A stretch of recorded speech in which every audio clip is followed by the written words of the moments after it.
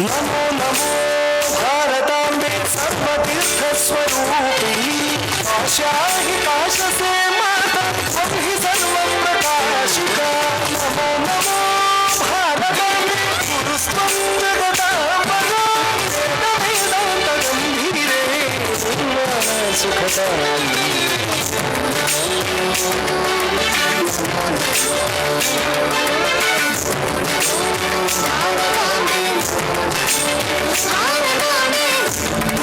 यतिलोक पदन्यास पवित्रीकृत पांसवे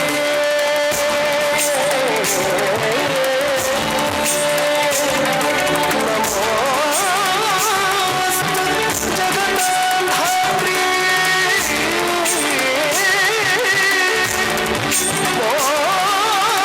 मोक्षमार्गे से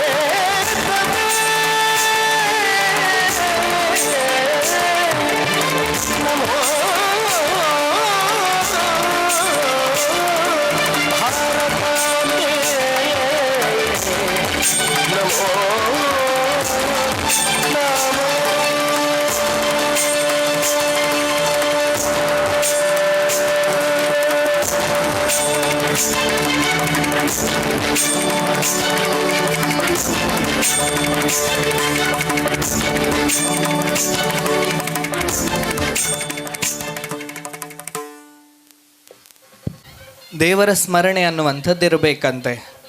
ತೇನ ವಿನಃ ತೃಣಮಪಿ ನ ಚಲತಿ ಅಂತ ಒಂದು ಶಾಸ್ತ್ರದ ಮಾತಿದೆ. ಅಂತ ಹೇಳಿದರೆ ಏನೇ ಕೆಲಸ ಆಗಬೇಕು ಅಂತಾದರೂ ಕೂಡ ಅದು ಭಗವಂತನ ಇಚ್ಛೆಯಿಂದ ಆಗಬೇಕೇ ಹೊರತು ನಮ್ಮಿಂದ ಅದು ಸಾಧ್ಯ ಇಲ್ಲ. ಅದಕ್ಕೋಸ್ಕರವೇ ನಾವು ಏನೇ ಕೆಲಸ ಮಾಡುವಾಗಲೂ ಕೂಡ ಮೊದಲಿಗೆ ದೇವರ ಪ್ರಾರ್ಥನೆಯನ್ನು ಮಾಡ್ತೇವೆ. ಅದರಲ್ಲೂ ಕೂಡ ಭಾರತದಲ್ಲಿ ನಾವು ತೆಗೆದುಕೊಂಡಾಗ ಮಹಾಗಣಪತಿಯನ್ನು ನಾವು ಅತ್ಯಂತ ಪ್ರೀತಿಯಿಂದ ಮೊದಲ ಪೂಜೆಯನ್ನು ಅವನಿಗೆ ಸಲ್ಲಿಕೆ ಮಾಡಿ ಅದಾದ ನಂತರ ನಮ್ಮ ಎಲ್ಲ ಕೆಲಸಗಳನ್ನು ಕೂಡ ಪೂರೈಸ್ತೇವೆ.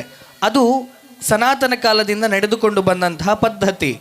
ನಾವು ಮಾಡುವಂತಹ ಎಲ್ಲ ಕೆಲಸಗಳಿಗೆ ಮೊದಲು ಅದು ಮಹಾಗಣಪತಿಯ ಸ್ಮರಣೆ ಆಗಬೇಕು ಅಂತ.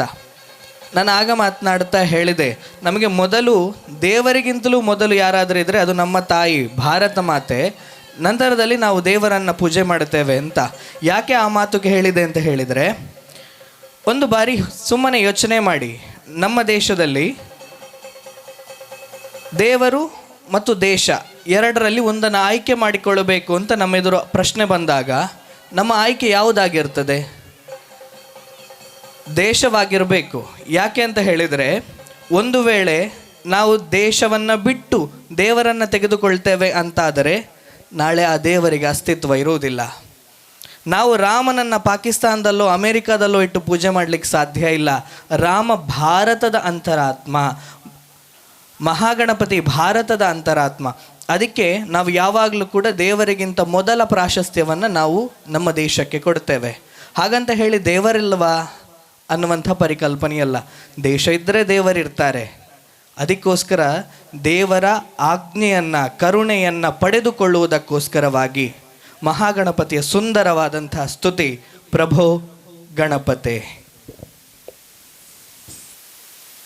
ಗಣಪತೆ ಪರಿಪೂರ್ಣ வாழ்வருள்வாய் ಪ್ರಭೋ ಗಣಪತೆ ಪರಿಪೂರ್ಣ வாழ்வருள்வாய் ಪ್ರಭೋ ಗಣಪತೆ ಪರಿಪೂರ್ಣ வாழ்வருள்வாய் ಪ್ರಭೋ ಗಣಪತೆ ಪರಿಪೂರ್ಣ வாழ்வருள்வாய் ಪ್ರಭೋ ಗಣಪತೆ ಪರಿಪೂರ್ಣ வாழ்வருள்வாய் ಪ್ರಭೋ ಗಣಪತೆ ಪರಿಪೂರ್ಣ வாழ்வருள்வாய் ಪ್ರಭೋ ಗಣಪತೆ ಪರಿಪೂರ್ಣ வாழ்வருள்வாய் ಪ್ರಭೋ ಗಣಪತೆ வாழ்வருள்வாய் ಪ್ರಭೋ ಗಣಪತೆ ಪರಿಪೂರ್ಣ வாழ்வருள்வாய் ಪ್ರಭೋ ಗಣಪತೆ ಗಣಪತೆ ಗಣಪತೆ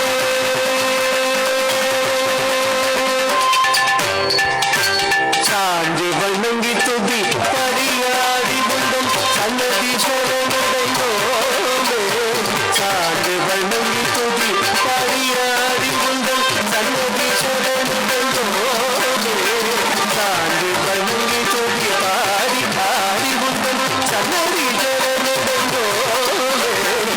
சாந்த சீத்த சௌபாகியங்கள் யாவையும் சாந்த சீத்த சௌபாகியங்கள் யாவையும் தந்தருள் சேரக்கூடும் நீ, தந்தருள் சேரக்கூடும் நீ. சாந்தி வண்ணங்கி துதி பாடி ஆடி புண்டம் சன்னதி சரணடைந்தோமே. சாந்த சீத்த சௌபாகியங்கள் யாவையும் தந்தருள் சேரக்கூடும் நீ. பிரபு ಗಣಪತೆ ಪರಿಪೂರ್ಣ வாழ்வருள்வாய் ಪ್ರಭೋ ಗಣಪತೆ ಪರಿಪೂರ್ಣ வாழ்வருள்வாய் ಪ್ರಭೋ ಗಣಪತೆ ಗಣಪತೆ ಗಣಪತೆ ಗಣಪತೆ ಗಣಪತೆ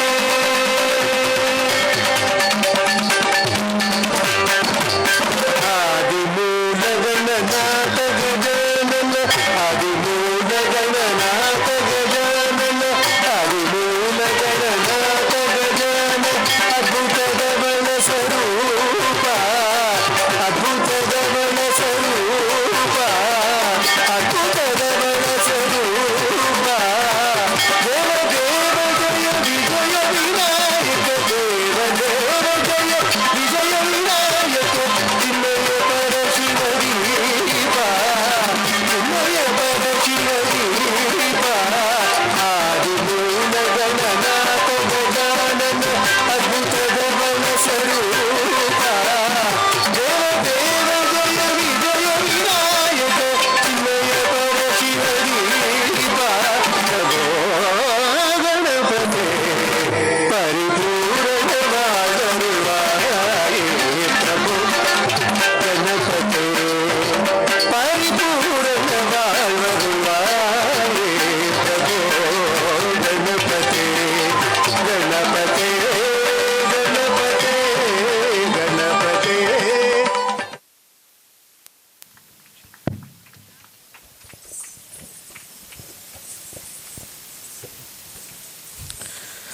ಸ್ನೇಹಿತರೆ, ಭಾರತದಲ್ಲಿ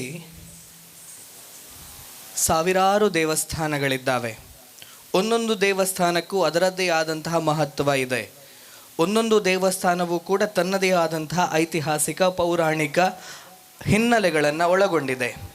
ಹೀಗಿರುವಾಗ ನಮ್ಮ ದೇಶದಲ್ಲಿ ದೇವಸ್ಥಾನಗಳ ಅವಶ್ಯಕತೆ ಏನು ಅಂತ ಪ್ರಶ್ನೆ ಬಂದಾಗ ನಾವು ಏನು ಯೋಚನೆ ಮಾಡ್ತೇವೆ?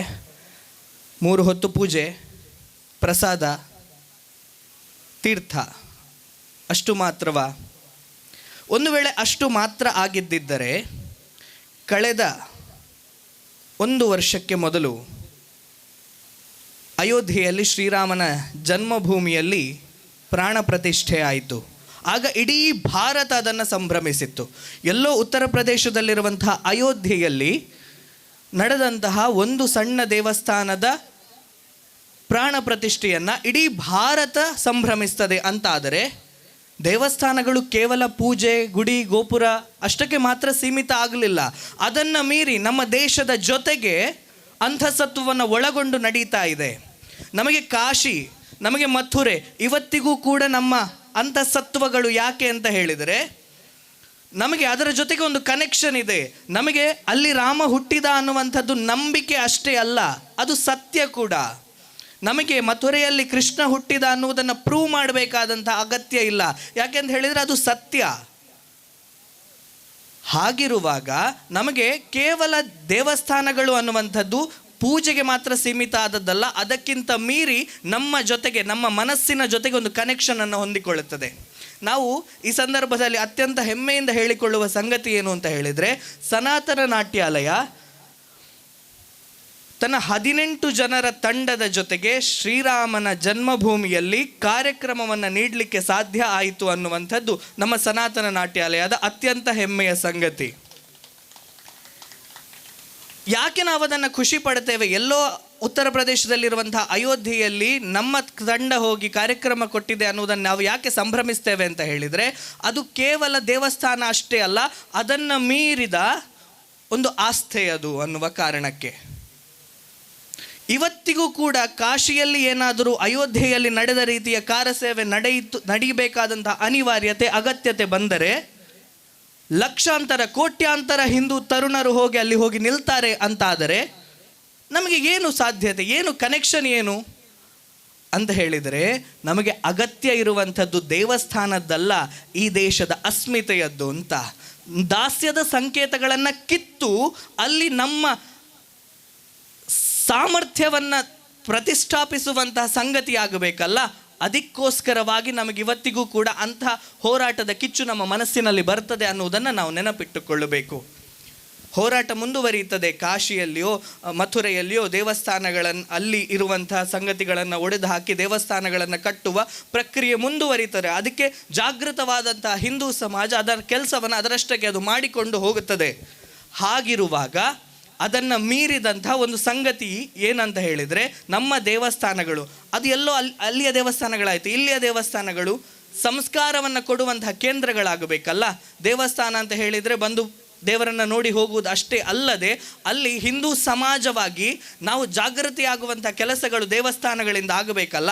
ಅಂತಹ ಕಾರ್ಯಗಳಿಗೋಸ್ಕರ ದೇವಸ್ಥಾನಗಳ ಅಗತ್ಯತೆ ನಮ್ಮ ದೇಶದಲ್ಲಿದೆ ಅನ್ನುವುದನ್ನು ನೆನಪಿಟ್ಟುಕೊಂಡು 3 ಪುಣ್ಯಕ್ಷೇತ್ರಗಳನ್ನು ಒಂದು ಬಾರಿ ದರ್ಶನ ಮಾಡಿಕೊಂಡು ಬರುವಂತಹ ಪ್ರಯತ್ನವನ್ನು ಮಾಡೋಣ. ಋಷಿಮುನಿಗಣಗಳ ತಪಸ್ಸಿನ ಫಲವಿದು, ಜ್ಞಾನದ ನಿಧಿಯು ಭಾರತ.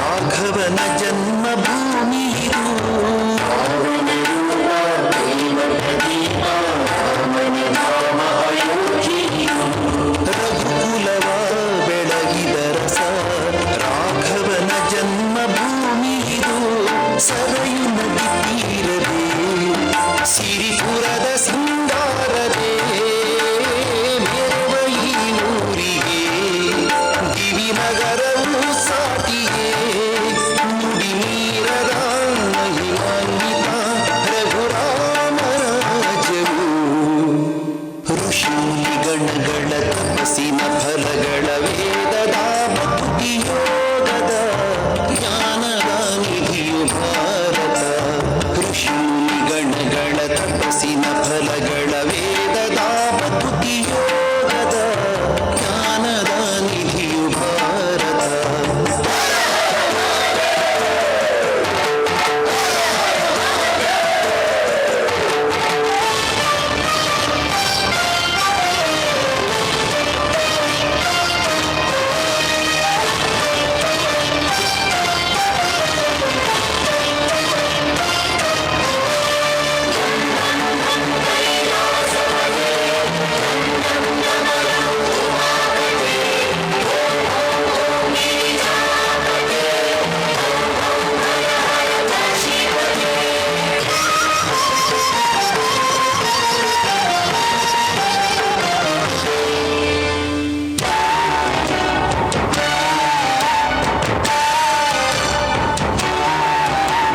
ಸುರಗುರು ಶಂಕರನ ಪುರವು ಕಾಶಿ ಕೈವಲ್ಯ ದಾರಿದು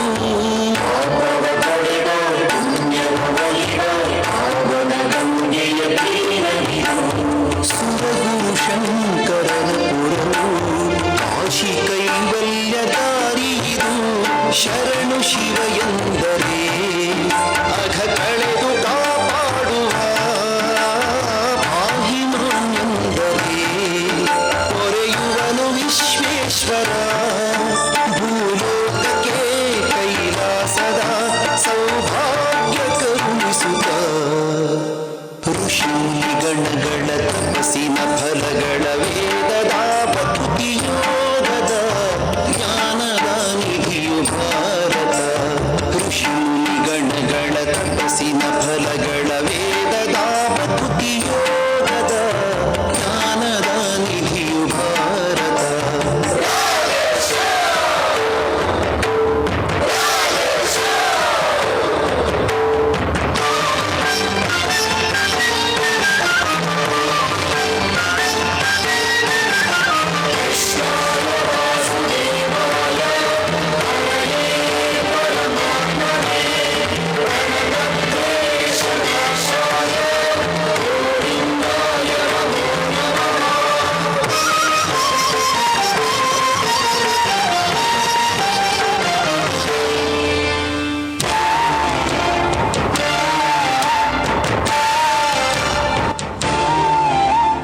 ಮಾಧವನು ಪಾಂಡವ ಸಖನು ಕೃಷ್ಣ ಜನಿಸಿದ ಮಥುರೆ ಇದು ಕೃಷ್ಣ ಮುರಾರಿ ಕೌಸ್ತುಭಧಾರಿ ಬಾಳಿದ ಕ್ಷೇತ್ರವಿದು ಮಾಧವನು ಪಾಂಡವ ಸಖನು ಕೃಷ್ಣ ಜನಿಸಿದ ಮಥುರೆ ಇದು ಧರ್ಮಚ್ಯುತಿಯಾಗಲು ಅವತಾರ ತಾನೆತ್ತಿದ ಧರೆಯಲ್ಲಿ ನೀತಿಯ ನೆಲೆ ಮಾಡಿ ಉದ್ಧರಿಸಿದ ಪುರುಷೋತ್ತಮ ಪರಮಾತ್ಮನು ಶ್ರೀಕೃಷ್ಣನು ದಯಿಸಿದ ಋಷಿ ಮುನಿ ಗಣಗಳ ತಪಸ್ಸಿನ ಫಲಗಳ ವೇದದ ಭಕ್ತಿ ಯೋಗದ ಜ್ಞಾನದ ನಿಧಿಯು ಭಾರತ ಋಷಿ ಮುನಿ ಗಣಗಳ ತಪಸ್ಸಿನ ಫಲಗಳ ವೇದದ ಭಕ್ತಿ ಯೋಗದ ಜ್ಞಾನದ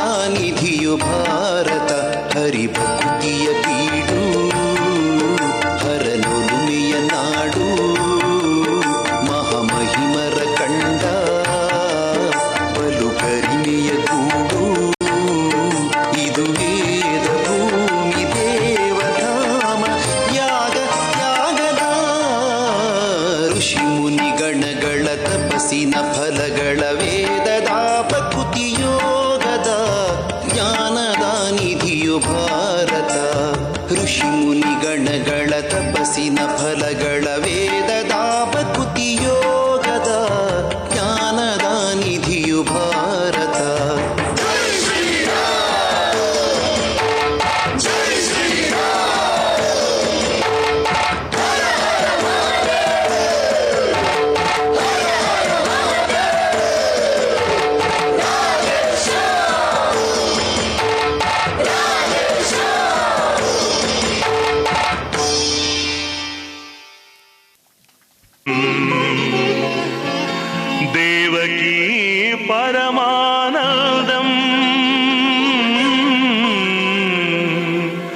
कृष्णं वन्दे जगद्गुरुम्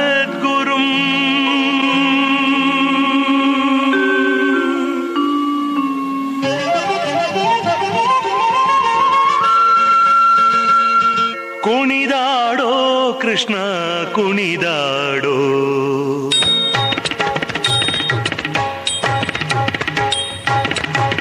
ಕುಣಿದಾಡೋ ಕೃಷ್ಣ ಕುಣಿದಾಡೋ ಕುಣಿದಾಡೋ ಕೃಷ್ಣ ಕುಣಿದಾಡೋ ಕುಣಿದಾಡೋ ಕೃಷ್ಣ ಕುಣಿದಾಡೋ ಕುಣಿದಾಡೋ ಕೃಷ್ಣ ಕುಣಿದಾಡೋ ಹಣಿಯನು ಮೆಟ್ಟಿ ಬಾಲವ ಪಿಡಿದು ಹಣಿಯನು ಮೆಟ್ಟಿ ಬಾಲವ ಪಿಡಿದು ಹಣಿಯನು ಮೆಟ್ಟಿ ಬಾಲವ ಪಿಡಿದು ಕುಣಿ ಕುಣಿದಾಡುವ ಪಾದದಿ ಒಮ್ಮೆ ಕುಣಿದಾಡೋ ಕೃಷ್ಣ ಕುಣಿದಾಡೋ ಕುಣಿದಾಡೋ ಕೃಷ್ಣ ಕುಣಿದಾಡೋ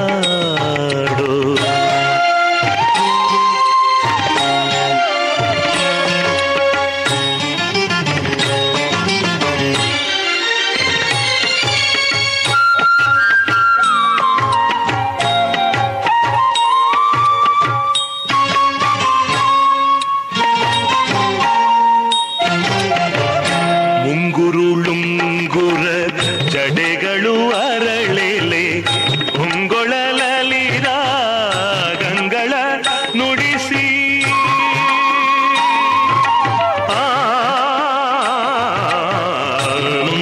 ಮುಂಗುರುಳುಂಗುರ ಜಡೆಗಳು ಅರಳೆಲೆ ಹೊಂಗೊಳಲಿದ ಗಂಗಳ ನುಡಿಸಿ ತ್ರಿಭಂಗಿಯಲ್ಲಿ ನಿಂದು ಧಿಗಿ ಧಿಗಿ ತಾಂಗಿನ ತ್ರಿಭಂಗಿಯಲ್ಲಿ ನಿಲ್ದು ಧಿಗಿ ಧಿಗಿ ತಾಂಗಿಣ ತ್ರಿಭಂಗಿಯಲ್ಲಿ ನಿಲ್ದು ಧಿಗಿ ಧಿಗಿ ತಾಂಗಿಣ ತ್ರಿಭಂಗಿಯಲ್ಲಿ ನಿಲ್ದು ಧಿಗಿ ಧಿಗಿ ತಾಂಗಿಣ ತಾಂಗಿಣ ತಕ್ಕ ತಕ ಧಿಮಿ ಎಂದು ಕುಣಿದಾಡೋ ಕೃಷ್ಣ ಕುಣಿದಾಡೋ ಕುಣಿದಾಡೋ ಕೃಷ್ಣ ಕುಣಿದಾಡೋ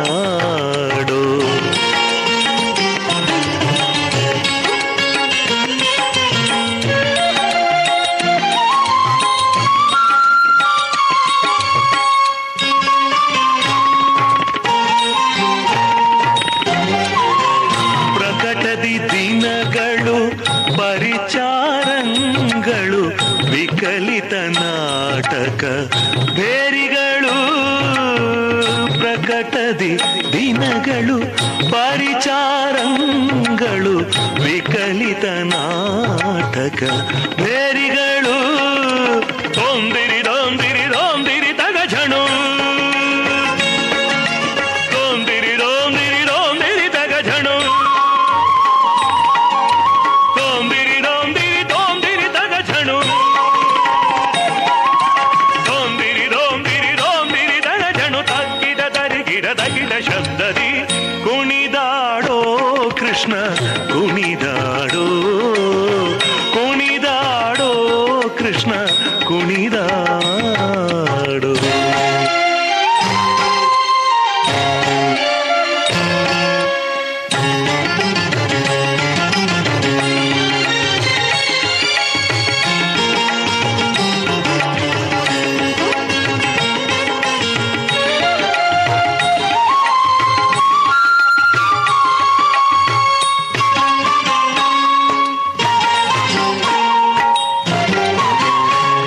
ಪಂಚಸ್ಥಳದಲ್ಲಿ ಲಘು ಬಿಡಿದೊಮ್ಮೆ ಗಣಪತಿ ನರಸಿಂಹ ಕೋನೇರಿ ತಿಮ್ಮ ಪಂಚಸ್ಥಳದಲ್ಲಿ ಲಘು ಬಿಡಿದು ಒಮ್ಮೆ ಗಣಪತಿ ನರಸಿಂಹ ಕೋನೇರಿ ತಿಮ್ಮ ಪಂಚನಾಟಕ ಭೇದವ ವಾಚಿಸುತ್ತ ಉಡುಪಿಲಿ ನಿಂದ ಶ್ರೀ ಪುರಂದರ ವಿಠಲ ಪಂಚನಾಟಕ ಭೇದವ ವಾಚಿಸುತ್ತ ಉಡುಪಿಲಿ ನಿಂದ ಶ್ರೀ ಪುರಂದರ ವಿಠಲ ವಿಠಲ ವಿಠಲ ವಿಠಲ ವಿಠಲ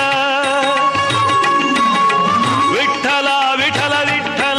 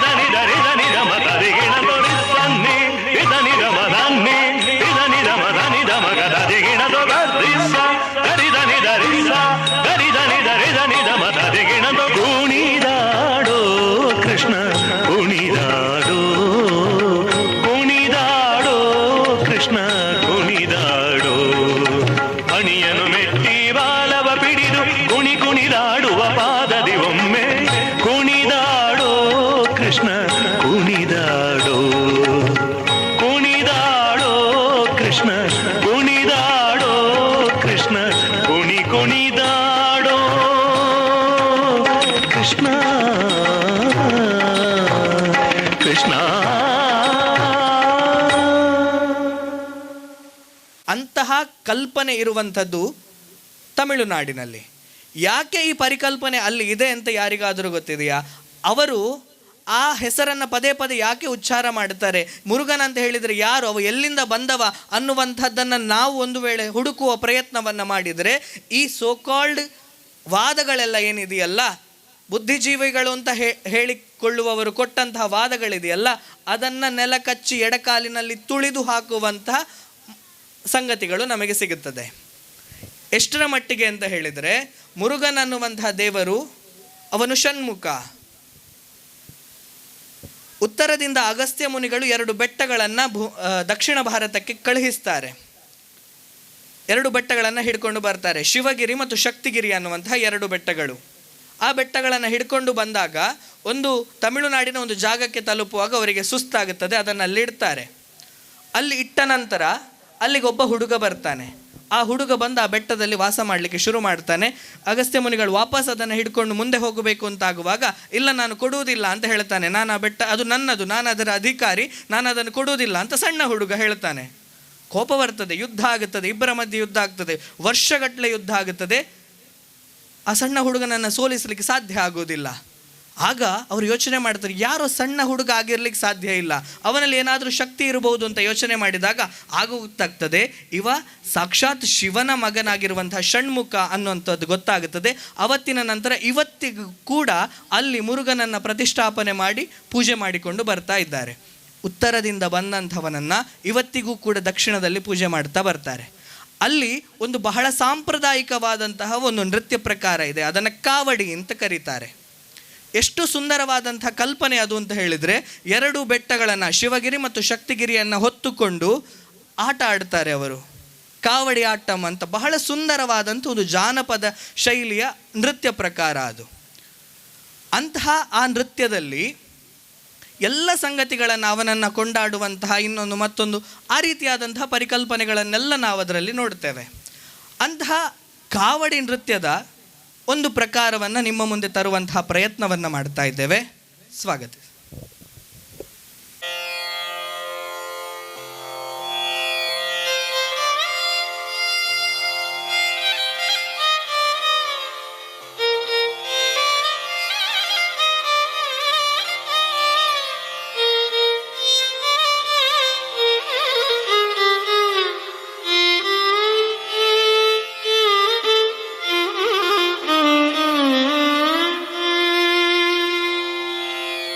வெற்றிவேல் முருகனுக்கு அரோகரா.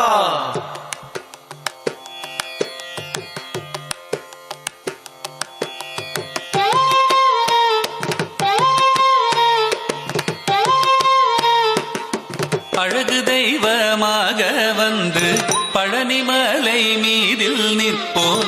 அழகு தெய்வமாக வந்து பழனிமலை மீதில் நிற்போம். ஆதிசக்தி என்னை தந்தவாளவன் அசுரர் தம்மை வென்றபடி வேலன். அழகு தெய்வமாக வந்து பழனிமலை மீதில் நிற்போம். ஆதிசக்தி அன்னை தந்தபாலன் அசுரர் தம்மை வென்ற வடிவேலன் அழகு தெய்வமாக வந்து பழனிமலை மீதில் நிற்போம் ஆதிசக்தி அன்னை தந்தபாலன் அசுரர் தம்மை வென்ற வடிவேலன் அழகு தெய்வமாக வந்து பழனிமலை மீதில் நிற்போம் ஆதிசக்தி அன்னை தந்தபாலன் அவன் அசுரர் தம்மை வென்ற வடிவேலன் நல்ல அமுதமென்னுமோ தமிழில் பாடிடும் அன்பர் வாழவே கருணை செய்குகன் அமுதமென்னுமோ தமிழில் பாடிடும் அன்பர் வாழவே கருணை செய்குகன் அரணுகந்த குருவாம் உயர்ஷீலல் என்றும் அருள் சுரந்தே காக்கும் அனுகூலன்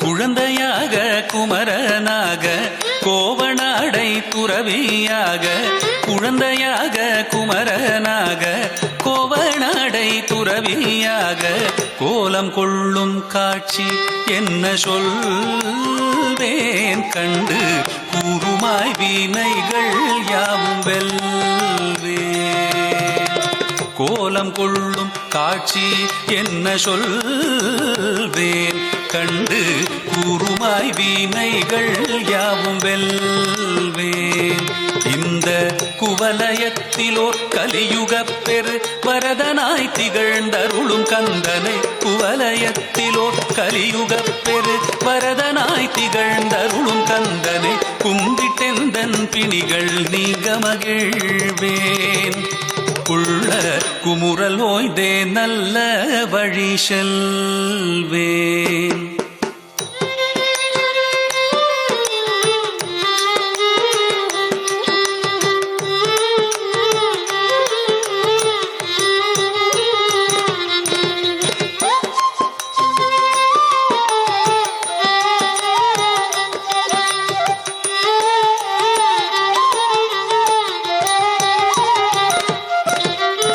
நீலமயில் மீதில் ஏறி ஆவினன் கூடியில் தோன்றும் நீலமயில் மீதில் ஏறி ஆவினன் கூடியில் தோன்றும் நிமலனாம் குழந்தை முருகேசன் ஊய நித்தில பொன்முறுவல் வள்ளினேசன் நிமலனாம் குழந்தை முருகேசன் ஊய நித்தில பொன்முறுவல் வள்ளினேசன் அவன் நீள்நிலம் தனில் அன்பு செய்திடும் அடியர் யாரையும் காத்து நின்றிடும் நீள்நிலம் தனில் அன்பு செய்திடும் அடியர் யாரையும் காத்து நின்றிடும் நித்திய ஜோதி வடிவமாம் பிரகாச தூரல் நெஞ்சை நீங்காதென்றும் அங்கு வாசம் நித்திய ஜோதி வடிவமாம் பிரகாசம் தூரல் நெஞ்சை நீங்காதென்றும் அங்கு வாசம் நித்திய ஜோதி வடிவமாம் பிரகாசம் தூரல் நெஞ்சை நீங்காதென்றும் அங்கு வாசம் வா வா முருகா வடிவேலழகா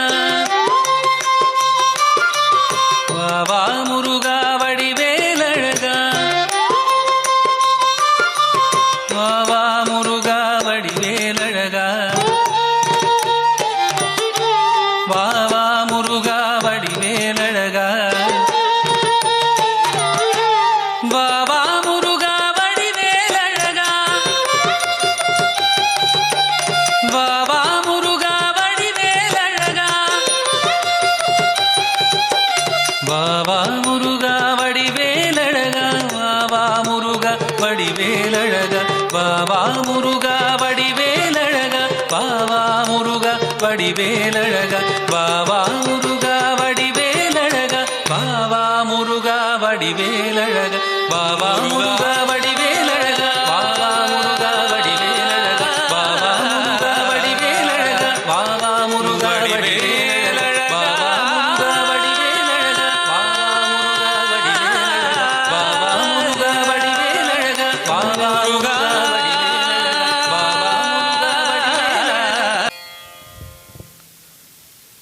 ನಾವೀಗ ಜನವರಿಯಲ್ಲಿದ್ದೇವೆ. ಇನ್ನು ಒಂದೆರಡು ತಿಂಗಳಿನಲ್ಲಿ ಸಾಮಾನ್ಯವಾಗಿ ಎಲ್ಲ ಕಡೆ ಕೇಳಿ ಬರುವಂತಹ ಒಂದು ಮಾತುಗಳು ಏನು ಅಂತ ಹೇಳಿದರೆ ನೀರಿಲ್ಲ ನೀರಿಲ್ಲ ನೀರಿಲ್ಲ ನೀರಿಲ್ಲ ಅನ್ನುವಂಥದ್ದು. ಎಷ್ಟು ಬೋರ್ ಹಾಕಿದರೂ ನೀರು ಸಿಗ್ತಾ ಇಲ್ಲ, ಎಷ್ಟು ಆಳಕ್ಕೆ ಬೋರ್ ಹಾಕಿದರೂ ಕೂಡ ನೀರು ಸಿಗ್ತಾ ಇಲ್ಲ ಅನ್ನುವಂಥದ್ದನ್ನು ಸಾಮಾನ್ಯರಲ್ಲಿ ಸಾಮಾನ್ಯ ಅನ್ನುವ ಹಾಗೆ ನಾವಿನ್ನೊಂದು 2 ತಿಂಗಳಲ್ಲಿ ಕೇಳಲಿಕ್ಕಿದ್ದೇವೆ. ಒಂದು ಬಾರಿ ನಾವು ಯೋಚನೆ ಮಾಡಬೇಕಾದಂತಹ ಸಂಗತಿ ಇದೆ. ಏನಂದರೆ, ಕಾರಣ ಯಾರಿದಕ್ಕೆ? ಯಾರು ಕಾರಣ ಇರಬಹುದು? ಈ ರೀತಿಯಾದಂತಹ ಪ್ರಾಕೃತಿಕ ವೈಪರೀತ್ಯಗಳು ನಡೀಲಿಕ್ಕೆ ಕಾರಣ ಯಾರಿರಬಹುದು? ನಾವೇ ಅಲ್ವಾ? ಎಷ್ಟರ ಮಟ್ಟಿಗೆ ನಾವು ಈ ಭೂಮಿಗೆ ಅನ್ಯಾಯ ಮಾಡಿದ್ದೇವೆ ಅಂತ ಹೇಳಿದರೆ, ಒಂದು ವೇಳೆ ಭೂಮಿಗೆ ಜೀವ ಇದ್ದಿದ್ದರೆ ಇಷ್ಟೊತ್ತಿಗೆ ನಮ್ಮನ್ನು ನುಂಗಿ ಹಾಕ್ತಾ ಇತ್ತು. ಇನ್ನು ಕೆಲವೇ ವರ್ಷಗಳಲ್ಲಿ ಒಂದು ಸರ್ವೆ ನಡೆದಿದೆ. ಇನ್ನು ಕೆಲವೇ ವರ್ಷಗಳಲ್ಲಿ ಅವರು 2050-60 ಒಳಗೆ ಅಂತ ಹೇಳಿದ್ದಾರೆ. ಒಂದು 10-20 ವರ್ಷ ಹೆಚ್ಚಿರಬಹುದು, ನಾವು ಬದುಕುವಷ್ಟು ಸಮಯ ಇರಬಹುದೋ ಏನೋ. ಮಂಗಳೂರು ಪೂರ್ತಿಯಾಗಿ ಮುಳುಗಿ ಹೋಗ್ತದೆ, ಸಮುದ್ರ ಮಂಗಳೂರನ್ನು ನುಂಗುತ್ತದೆ ಅಂತ ಹೇಳ್ತಾರೆ. 2050-60 ಹಾಗಾಗತ್ತೆ ಅಂತ. ಯಾಕೆ ಅಂತ ಹೇಳಿದರೆ, ಮೇಲೆ ಅಂಟಾರ್ಟಿಕಾದಲ್ಲಿರುವಂತಹ ಎಲ್ಲ ಹಿಮಗಳು ಕರಗುತ್ತಾ ಇದೆ, ಏನು ಸಾಗರ ಇದೆ ಅದು ಹೆಚ್ಚಾಗುತ್ತಾ ಇದೆ, ಅದು ಕರಾವಳಿ ಪ್ರದೇಶವನ್ನು ನುಂಗಿಕೊಳ್ಳುತ್ತದೆ. ಆ ನೀರುಗಳೆಲ್ಲವೂ ಕೂಡ ಈ ಕಡೆ ಬಂದು ನಮ್ಮನ್ನು ನುಂಗಿಕೊಳ್ಳುತ್ತದೆ. ಇಂತಹ ಹವಾಮಾನದ ವೈಪರೀತ್ಯ ನಡೆದಿದೆ ಅಂತ ಹೇಳ್ತಾ ಇದ್ದಾರೆ. ಕಾರಣ ಯಾರು? ಮತ್ತೆ ಯೋಚನೆ ಮಾಡಿ. ನಾವು ನೀರನ್ನು ಎಷ್ಟರ ಮಟ್ಟಿಗೆ ಹಾಳು ಮಾಡ್ತೇವೆ, ಎಷ್ಟರ ಮಟ್ಟಿಗೆ ಅದನ್ನು ಪೋಲು ಮಾಡ್ತೇವೆ ಅಂತ ಹೇಳಿದರೆ ನಮಗೆ ಅದು ದೊಡ್ಡ ಸಂಗತಿ ಅಂತ ಅನಿಸೋದೇ ಇಲ್ಲ. ಎತ್ತಿನ ಹೊಳೆ ಅನ್ನುವಂಥ ಒಂದು ಯೋಜನೆಯನ್ನು ತೆಗೆದುಕೊಂಡು ಬಂದರು ಸರ್ಕಾರ. ನೇತ್ರಾವತಿಯನ್ನು ತಿರುಗಿಸಿ ಬೆಂಗಳೂರಿಗೆ ನೀರು ಕೊಡಬೇಕು ಅನ್ನುವಂಥ ಯೋಜನೆ ಅದು. ನೀವು ಒಂದು ವೇಳೆ ಮಂಗಳೂರಿಗೆ ಫೆಬ್ರವರಿಯ ನಂತರ ಹೋಗುವ ಪ್ರಯತ್ನವನ್ನು ಮಾಡಿ, ಹತ್ತಿರ ಇದೆ. ಉಳ್ಳಾಲ ಸಂಕದಲ್ಲಿ ನಿಂತುಕೊಂಡು ನೇತ್ರಾವತಿಯನ್ನು ನೋಡಿ. ನೇತ್ರಾವತಿಯಲ್ಲಿ ನೀರಿರುವುದಿಲ್ಲ ಫೆಬ್ರವರಿಗೆ ಆಗುವಾಗ. ವಾರದಲ್ಲಿ 3 ದಿನ ಮಾತ್ರ ನೀರು ಕೊಡ್ತೇವೆ ಅಂತ ಹೇಳಿ ಕಾರ್ಪೊರೇಷನ್ ಅವರು ಹೇಳ್ತಾರೆ. ಮಂಗಳೂರಿನಲ್ಲಿ ನೀರಿರುವುದಿಲ್ಲ. ಅನ್ಯಾಯ ಯಾರು ಮಾಡಿದ್ದು? ನಾವೇ. ಮತ್ತು ಎಲ್ಲ ನಾವೇ ಮಾಡಿದ್ದು. ಒಂದು ಯೋಚನೆ ಮಾಡಿ ಸ್ನೇಹಿತರೆ, ಬೆಂಗಳೂರಿನಲ್ಲಿ ವೃಷಭಾವತಿ ಅಂತ ಒಂದು ನದಿ ಇತ್ತು. ಇವತ್ತದು ನದಿಯಾಗಿ ಉಳಿಲಿಲ್ಲ. ಕೆಂಗೇರಿ ಮೋರಿ ಅಂತ ಕರೀತಾರೆ ಅದನ್ನು. ಅದು ವೃಷಭಾವತಿ ಅನ್ನುವಂಥ ನದಿ. ಅದು ಎಷ್ಟು ಪವಿತ್ರವಾದಂತಹ ನದಿ, ನಮ್ಮ ಶಾಸ್ತ್ರಗಳಲ್ಲಿ ಉಲ್ಲೇಖವಾಗಿರುವಂಥ ನದಿ ಅದು. ಇವತ್ತಿಗೆ ಆ ನದಿಯೇ ಇಲ್ಲ, ಕೆಂಗೇರಿ ಮೋರಿಯಾಗಿ ಹೋಗಿದೆ ಅದು. ಇಂತಹ ಪರಿಸ್ಥಿತಿಗಳ ಮಧ್ಯೆ ನಾವು ನೀರನ್ನು ಉಳಿಸಿಕೊಳ್ಳಬೇಕಾದಂಥ ಅಗತ್ಯ ಇಲ್ವಾ?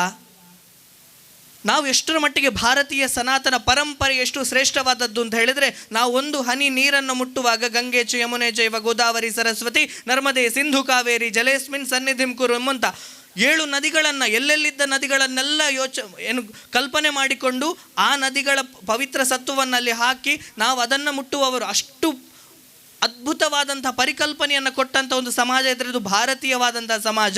ಅಂತಹ ಭಾರತೀಯ ಸಮಾಜವೇ ವೆಸ್ಟರ್ನ್ ಥಿಂಕಿಂಗಿಗೆ ತಮ್ಮನ್ನು ತಾವು ಮಾರಿಕೊಂಡು ಎಲ್ಲವನ್ನು ಕೂಡ ನಾಶ ಮಾಡುವಂಥ ಮಟ್ಟಿಗೆ ನಾವು ಬಂದು ಬಿಟ್ಟಿದ್ದೇವೆ. ಹೀಗೆ ಮುಂದುವರೆದರೆ ಮುಂದೆ ನಮ್ಮ ಮಕ್ಕಳಿಗಾಗುವಾಗ ಮಂಗಳೂರು ಇರುವುದಿಲ್ಲ, ಖಂಡಿತವಾಗಿಯೂ ಇರುವುದಿಲ್ಲ. ಉಳಿದಿರುವಂತಹ ಕೊಡಗು, ಚಿಕ್ಕಮಗಳೂರು, ಶಿವಮೊಗ್ಗ ಅದನ್ನಾದರೂ ಉಳಿಸಿಕೊಳ್ಳುವ ಪ್ರಯತ್ನ ನಾವು ಮಾಡಬೇಕಲ್ಲ. ಅದಕ್ಕೋಸ್ಕರವಾಗಿ ಅದನ್ನು ನೆನಪಿನಲ್ಲಿಟ್ಟುಕೊಂಡು ಗಂಗೆ ಅಂತ ಹೇಳಿದರೆ ನಮ್ಮ ದೇಶದಲ್ಲಿ ಅತ್ಯಂತ ಪವಿತ್ರವಾಗಿರುವಂಥ ಒಂದು ಸಂಗತಿ. ಗಂಗೆ ಎಷ್ಟು ಕೊಳಕಾಗಿದ್ರು, ನಾವು ಮೊನ್ನೆ ಇತ್ತೀಚೆಗೆ ಅಯೋಧ್ಯೆಗೆ ಹೋಗುವಂಥ, ಕಾಶಿಗೆ ಹೋಗುವಂಥ ಒಂದು ಅವಕಾಶ ಸಿಕ್ಕಿತ್ತು. ನಾವು ಹೋಗ್ತಾ ಇರುವಾಗ ಅಲ್ಲಿ ಗಂಗೆಯಲ್ಲಿ ಸ್ನಾನ ಮಾಡಬೇಕು ಅಂತ ಆಯಿತು. ಅಲ್ಲಿ ಹೋಗುವಾಗ ನಮ್ಮ ಜೊತೆ ಬಂದಿದ್ದವರು ಒಬ್ಬರು ಕೇಳಿದರು, ಅದು ಕ್ಲೀನ್ ಉಂಟಾ ನದಿ ಅಂತ?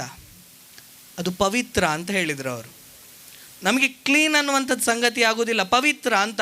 ಅದರಲ್ಲಿ ಎಷ್ಟು ಕಲ್ಮಶ ಇದ್ದಿರಬಹುದು, ಆದರೆ ಅಲ್ಲಿ ನೀರಿಗೆ ನಾವು ಕೊಡುವಂಥ ಗೌರವ ಇದೆಯಲ್ಲ, ಗಂಗೆಗೆ ನಾವು ಕೊಡುವಂಥ ಗೌರವ ಇದೆಯಲ್ಲ, ಅದು ಅತ್ಯಂತ ಶ್ರೇಷ್ಠವಾದಂಥ ಪರಿಕಲ್ಪನೆ. ಇಂತಹ ಪರಿಕಲ್ಪನೆ ಇದ್ದ ಕಾರಣಕ್ಕೋಸ್ಕರವಾಗಿಯೇ ನೂರಾರು ನದಿಗಳು ಭಾರತದಾದ್ಯಂತ ಇದ್ದರೂ ಕೂಡ ನಾವು ಅದನ್ನು ಆರಾಧನೆ ಮಾಡುತ್ತೇವೆ. ನೀರನ್ನು ಉಳಿಸಬೇಕು ಅಂತ ನಮ್ಮ ಪರಂಪರೆಯಿಂದ ಹೇಳಿಕೊಂಡು ಬಂದಂಥ ಒಂದು ನಂಬಿಕೆ ಇದೆ. ಅಂತಹ ಗಂಗೆಯ ಅವತರಣ ಇದೆಯಲ್ಲ, ಗಂಗಾ ಅವತರಣ ಅತ್ಯಂತ ಸುಂದರವಾದಂತಹ ಪರಿಕಲ್ಪನೆ. ಅದು ಅಂತಹ ಒಂದು ಸುಂದರವಾದಂಥ ಪ್ರಸ್ತುತಿ ನಿಮ್ಮ ಮುಂದೆ ಬರ್ತಾ ಇದೆ.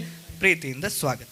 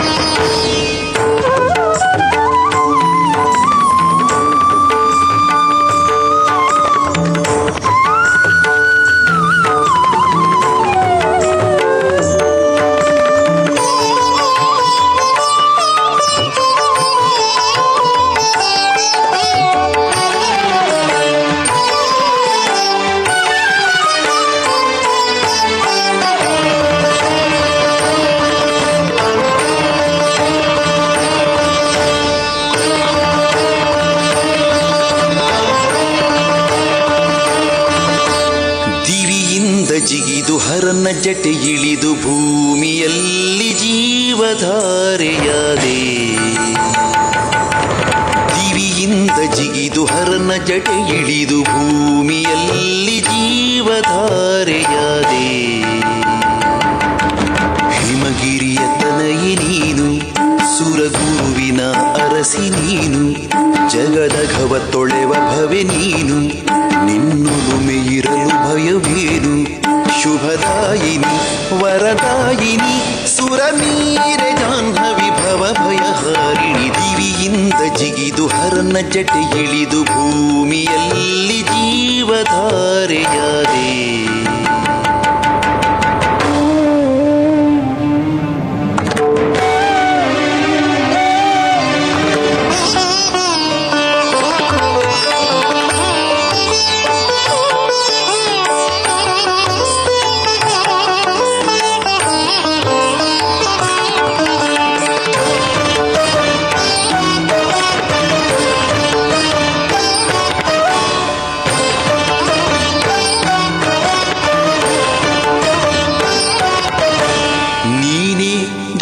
ಜಲಧಾರೆ ಸೊಗದ ಬದುಕಿನ ಧಾರೆ, ಪಾಪ ಕಳೆವ ಪಾವನಿಯೇ ಜನನಿ ಪುಣ್ಯದಾಯಿನಿಯೇ.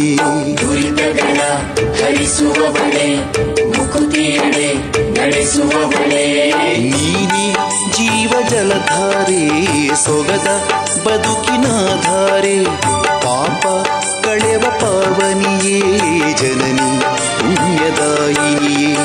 ಗಂಗೆ ಜಲತರಂಗೆ ನಿರ್ಮಲಾಂಗಿ ಮಾತೆ ಸುವಿಚಾರೆ, ದಾತೆ ಸುಜನ ಪ್ರೀತೆ ಹರುಷಧಾರೆ ತ್ರಿಜಗ ಸಂಚಾರೆ. ಸರಳ ಮುನಿ ಜನರಿರುತ್ತವು ನುತಿಸುವ. ದಿವಿಯಿಂದ ಜಿಗಿದು ಹರನ ಜಟೆ ಇಳಿದು ಭೂಮಿಯಲ್ಲಿ ಜೀವಧಾರೆಯಾದೆ. ಹಿಮಗಿರಿಯ ತನಯಿ ನೀನು, ಸುರಗುರುವಿನ ಅರಸಿ ನೀನು, ಜಗದ ಘವ ತೊಳೆವ ಭವೆ ನೀನು, ನಿನ್ನುಲುಮೆ ಇರಲು ಭಯವೇನು. ಶುಭದಾಯಿನಿ ವರದಾಯಿನಿ ಸುರನೀರೆ ಜಾಹ್ನವಿ ಭವ ಭಯಹಾರಿಣಿ ದಿವಿಯಿಂದ ಜಿಗಿದು ಹರನ ಜಟೆ ಇಳಿದು ಭೂಮಿಯಲ್ಲಿ ಜೀವಧಾರೆಯಾದೆ.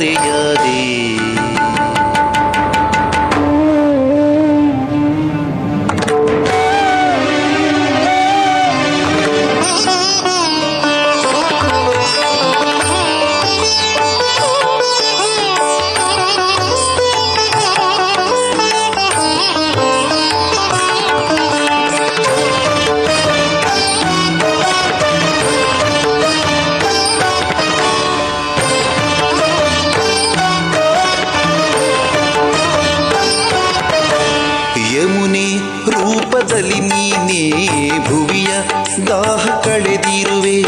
ಸರಯು ಸಿಂಧು ನದಿಯಾಗಿ ಇಳೆಗೆ ಹಸಿರ ನುಡಿಸಿರುವೆ. ಶಾರದೆ ಸರಸ್ವತಿ ಗೋಮತಿ ಮಹಾನದಿ.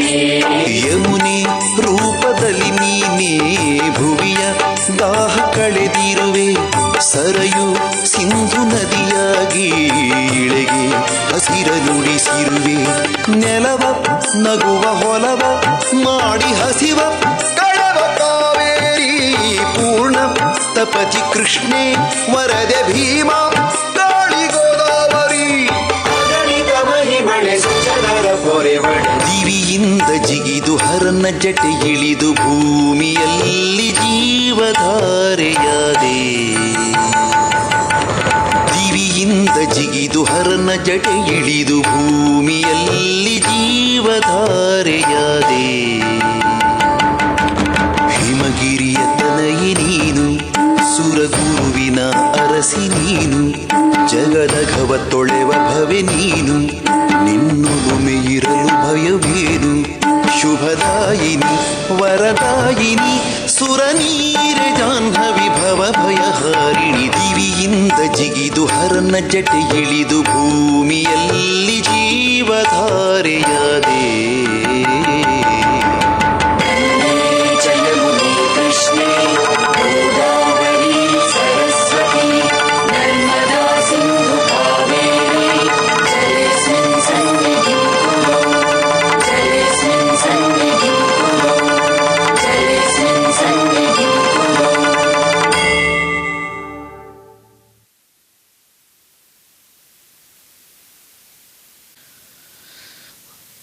ಒಂದು ಬಾರಿ ಯೋಚನೆ ಮಾಡಿ, ಯಾವಾಗೆಲ್ಲ ಭಾರತೀಯ ಪರಂಪರೆ ನಾಶವಾಗಿ ಹೋಗುತ್ತದೆ, ಇನ್ನು ಈ ಧರ್ಮಕ್ಕೆ ಈ ಪರಂಪರೆಗೆ ಅಸ್ತಿತ್ವ ಇಲ್ಲ ಅಂತ ಆಗುತ್ತದೋ, ಆಗೆಲ್ಲ ಒಬ್ಬೊಬ್ಬರು ಮಹಾಪುರುಷರು ಬಂದು ಆ ಧರ್ಮವನ್ನು ಮತ್ತೆ ಮೇಲಕ್ಕೆತ್ತುವಂತಹ ಪ್ರಯತ್ನವನ್ನು ಮಾಡಿದರು.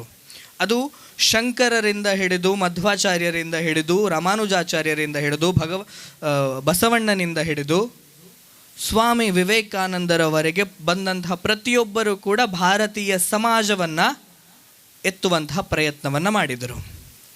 ಸ್ವಾಮಿ ವಿವೇಕಾನಂದ ಅನ್ನುವಂಥವರು ಒಂದು ವೇಳೆ ಹುಟ್ಟದೇ ಹೋಗಿದ್ದಿದ್ದರೆ ಜಗತ್ತಿನ ಜನರಿಗೆ ಹಿಂದೂ ಧರ್ಮದ ಶಕ್ತಿ ಏನು ಅನ್ನುವಂಥದ್ದು ಗೊತ್ತಾಗ್ತಾ ಇರಲಿಲ್ಲ. ಒಂದು ಬಾರಿ ಯೋಚನೆ ಮಾಡಿ, ಒಬ್ಬ ಸಾಧು, ಹಾಕಲಿಕ್ಕೆ ಸರಿಯಾದ ಬಟ್ಟೆ ಇರಲಿಲ್ಲ ಅವರಿಗೆ ಆ ಕಾಲಕ್ಕೆ, ವಿಶ್ವಧರ್ಮ ಸಮ್ಮೇಳನದಲ್ಲಿ ನಿಂತುಕೊಂಡು ಭಾಷಣ ಮಾಡ್ತಾರೆ. ಕೇವಲ 5 ಪದಗಳು ಇಡೀ ಜಗತ್ತು ಅವರ ಕಾಲಿನ ಕೆಳಗೆ ಬರುವ ಹಾಗೆ ಮಾಡಿದರು. 5 ಪದಗಳು, brothers and sisters of America ಅಂತ. My dear brothers and sisters of America, 5 ಪದಗಳು.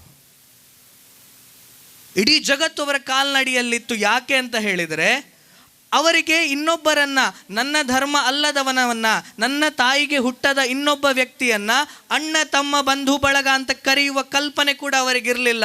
ಸ್ವಾಮಿ ವಿವೇಕಾನಂದರು ಭಾರತೀಯ ಕಲ್ಪನೆಯನ್ನು ಅವರಿಗೆ ಕೊಟ್ಟು ಬಂದರು. ಯಾವಾಗ ಸ್ವಾಮಿ ವಿವೇಕಾನಂದರು ವಿಶ್ವಧರ್ಮ ಸಮ್ಮೇಳನದಲ್ಲಿ ಮಾತನಾಡಿದ ನಂತರ ಬಹಳ ಫೇಮಸ್ ಆದರಲ್ಲ, ಆಗ ಅವರನ್ನು ಬೇರೆ ಬೇರೆ ಜನರೆಲ್ಲ ಕರೀಲಿಕ್ಕೆ ಪ್ರಯತ್ನ ಮಾಡಿದರು. ನಮ್ಮ ಮನೆಗೆ ಬನ್ನಿ ಅಂತ ವಿದೇಶದವರು. ಸ್ವಾಮಿ ವಿವೇಕಾನಂದರು ಒಬ್ಬರ ಮನೆಗೆ ಹೋದರು. ಒಬ್ಬರ ಮನೆಗೆ ಹೋಗಿ ಅಲ್ಲಿ ಊಟ ಎಲ್ಲ ಸ್ವೀಕಾರ ಮಾಡಿದರು. ಸ್ವೀಕಾರ ಮಾಡಿದ ನಂತರ, ಸ್ವಾಮೀಜಿ ನಿಮ್ಮ ಕೋಣೆ ಇದು, ನೀವಿಲ್ಲಿ ಮಲಗಬಹುದು ಅಂತ ಹೇಳಿ ಒಂದು ಕೋಣೆಯನ್ನು ತೋರಿಸಿದರು. ಬಹಳ ಸೊಫೆಸ್ಟಿಕೇಟೆಡ್ ಆದಂಥ ಒಂದು ಕೋಣೆ. ಅಲ್ಲಿ ಹಂಸತೂಲಿಕಾ ತಲ್ಪ ಅಂತ ಹೇಳ್ತೇವಲ್ಲ, ಅಷ್ಟು ಸಾಫ್ಟ್ ಆಗಿರುವಂತಹ ಮಂಚ, ಅದರ ಮೇಲೆ ಬೆಡ್ ಎಲ್ಲ ಇತ್ತು. ಸ್ವಾಮಿ ವಿವೇಕಾನಂದರು ಹೋದರು, ಅದರ ಮೇಲೆ ಕೂತಾಗ ಏನೋ ಅನುಭವ ಆಗಲಿಲ್ಲ, ಮಲ್ಕೊಂಡಾಗ ಏನೋ ಚುಚ್ಚಲಿಕ್ಕೆ ಪ್ರಾರಂಭ ಆಯಿತು. ಚುಚ್ಚುತ್ತಾ ಇದೆ ಅಂತ ನೋಡಿದರು, ಹೊರಳಾಡಿದ್ರು, ಸ್ವಲ್ಪ ಆಚೆ ಹೋದರು ಈಚೆ ಹೋದರು, ಏನು ಮಾಡಿದ್ರು ಕಡಿಮೆ ಆಗಲಿಲ್ಲ, ಚುಚ್ಚುತ್ತಾ ಇದೆ ಅಂತ ಎದ್ದು ಕೂತರು. ವಾಪಸ್ ಬಂದು ನೆಲದಲ್ಲಿ ಕೂತು ಧ್ಯಾನ ಮಾಡಿದರು. 1 ನಿಮಿಷ ಧ್ಯಾನ ಮಾಡಿದಾಗ ಅವರಿಗೆ ಗೊತ್ತಾಯಿತು ಯಾಕೆ ನನಗೆ ಹಾಗಾಗುತ್ತಾ ಇದೆ ಅಂತ. ಆಗ ಅವರು ಯೋಚನೆ ಮಾಡಿದರು, ನನ್ನ ದೇಶದಲ್ಲಿ ಭಾರತದಲ್ಲಿ ನೆಲಕ್ಕೆ ಹಾಸಲಿಕ್ಕೆ ಬಟ್ಟೆ ಇಲ್ಲದೆ ಎಷ್ಟೋ ಜನರು ನೆಲದಲ್ಲಿ ಮಲಗ್ತಾ ಇದ್ದಾರೆ. ಹಾಗಿರುವಾಗ ಒಂದು ವೇಳೆ ನಾನು ಇಲ್ಲಿ ಮಲಗಿದೆ ಅಂತಾದರೆ ನಾನು ಅಷ್ಟೂ ಜನರ ಪ್ರತಿನಿಧಿಯಾಗಿ ಬಂದದ್ದಕ್ಕೆ ಅವಮಾನ ಮಾಡಿದ ಹಾಗೆ.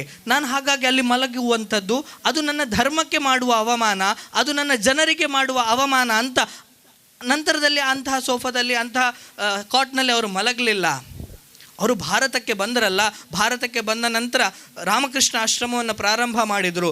ಅವರ ಮೂಲ ಧ್ಯೇಯ ಏನಾಗಿತ್ತು ಗೊತ್ತಾ? ದೀನದೇವೋ ಭವ, ದರಿದ್ರ ದೇವೋ ಭವ ಅಂತ ಅವರು ಹೇಳಿದರು.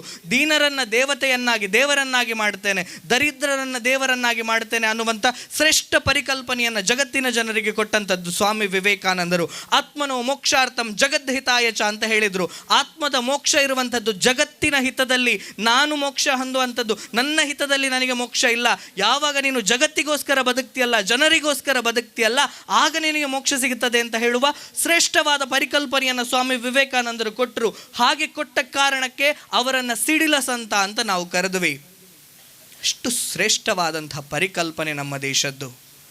ಇಂತಹ ಕಾರಣಕ್ಕೋಸ್ಕರವಾಗಿಯೇ ನಮ್ಮ ದೇಶ, ನಮ್ಮ ಧರ್ಮ ಇಂಥವರ ಕಾರಣಕ್ಕೋಸ್ಕರವಾಗಿಯೇ ಉಳಿದಿದೆ. ಒಂದು ವೇಳೆ ಸ್ವಾಮಿ ವಿವೇಕಾನಂದರಾಗಿರಲಿ, ಶಂಕರಾಚಾರ್ಯರಾಗಿರಲಿ, ಮಧ್ವಾಚಾರ್ಯರಾಗಿರಲಿ ಈ ದೇಶದಲ್ಲಿ ಹುಟ್ಟದೇ ಹೋಗಿದ್ದರೆ ನಾವು ಈಗ ಬಹಳ ಹೆಮ್ಮೆಯಿಂದ ಹೇಳಿಕೊಳ್ಳುವ ಧರ್ಮ ಅಂತ ಹೇಳ್ತೇವಲ್ಲ, ಹಿಂದೂ ಧರ್ಮ, ಸನಾತನವಾದಂತಹ ಧರ್ಮ, ಅದು ಉಳಿತಾ ಇರಲಿಲ್ಲ, ನಾಶವಾಗಿ ಹೋಗ್ತಾ ಇತ್ತು. ಯಾಕೆ ನಾಶವಾಗಲಿಲ್ಲ ಅಂತ ಹೇಳಿದರೆ ಇದೇ ಧರ್ಮಕ್ಕೆ ಇಂಥವರನ್ನು ಸೃಷ್ಟಿ ಮಾಡುವ ಸಾಮರ್ಥ್ಯ ಇದೆ. ಆ ಕಾರಣಕ್ಕೋಸ್ಕರ ಇವತ್ತಿಗೂ ಕೂಡ ಈ ಧರ್ಮ ಉಳಿದಿದೆ, ಬೆಳೆದಿದೆ ಅನ್ನುವಂಥದ್ದು. ಅಂತಹ ಸ್ವಾಮಿ ವಿವೇಕಾನಂದರ ದರ್ಶನವನ್ನು ಮಾಡಿಕೊಂಡು ಬರೋಣ. ಸ್ವಾಗತಿಸಿ.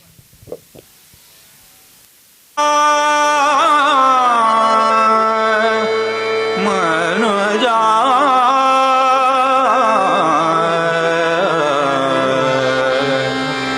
ಉತ್ತಿಷ್ಠತಾ ಜಾಗೃತಾ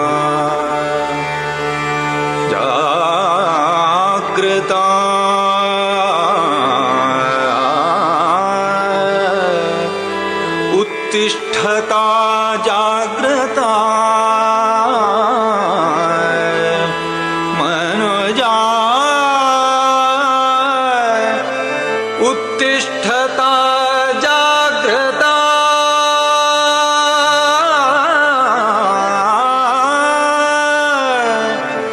मनोजा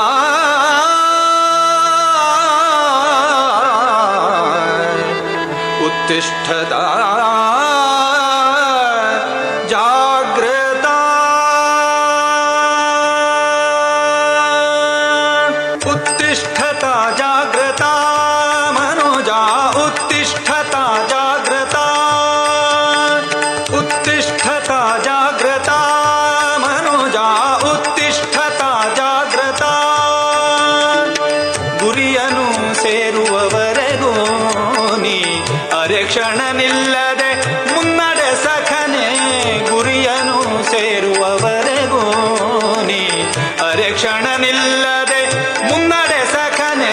ಉತ್ತಿಷ್ಠತಾ ಜಾಗೃತಾ ಮನುಜ ಉತ್ತಿಷ್ಠತಾ ಜಾಗೃತಾ उत्तिष्ठता जागृता मनुजा उत्तिष्ठता जागृता उत्तिष्ठता जागृता मनुजा उत्तिष्ठता जागृता.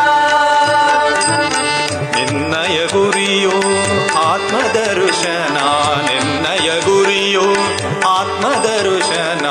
ನಿನ್ನೊಳಗೆಯೇ ಇದೆ ಆರತುನಾ, ನಿನ್ನೊಳಗೆಯೇ ಇದೆ ಆರತುನಾ. ಬನ್ನ ಪಡುತ್ತ ಈ ಕ್ಷುದ್ರ ಜೀವನದಿ, ಬನ್ನ ಪಡುತ್ತ ಈ ಕ್ಷುದ್ರ ಜೀವನದಿ. ಇನ್ನು ತೊಳಲದಿರು ಮುನ್ನಡೆ ಸಖನೆ, ಇನ್ನು ತೊಳಲದಿರು ಮುನ್ನಡೆ ಸಖನೆ. ಉತ್ತಿಷ್ಠತಾ ಜಾಗೃತಾ ಮನುಜ ಉತ್ತಿಷ್ಠತಾ ಜಾಗೃತಾ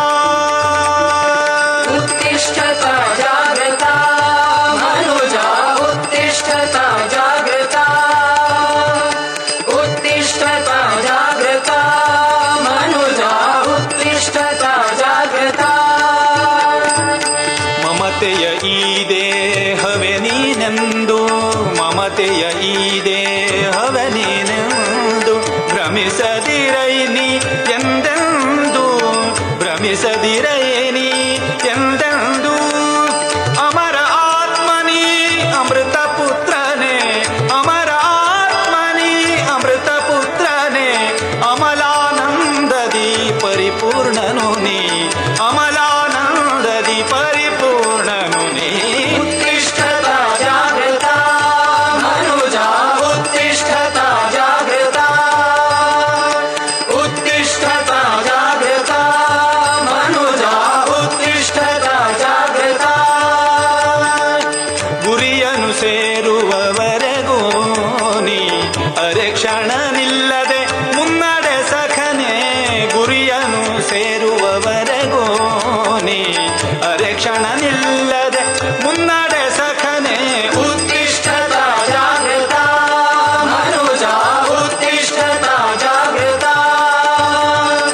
उत्तिष्ठत मनुजा उत्तिष्ठत जागृत उत्तिष्ठत जागृत उत्तिष्ठत जागृत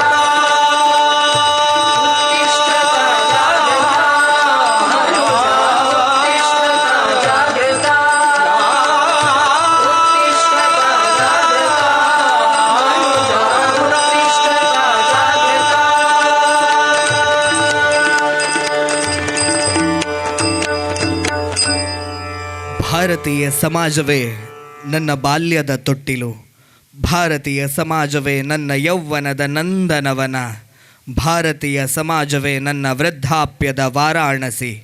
ಏಳಿ ಎದ್ದೇಳಿ ಗುರಿ ಮುಟ್ಟುವವರೆಗೂ ನಿಲ್ಲದಿರಿ. ಉತ್ತಿಷ್ಠತ ಜಾಗೃತ ಪ್ರಾಪ್ಯವರಾನ್ನಿಬೋಧತ. ಉತ್ತಿಷ್ಠತ ಜಾಗೃತ ಪ್ರಾಪ್ಯವರಾನ್ನಿಬೋಧತ.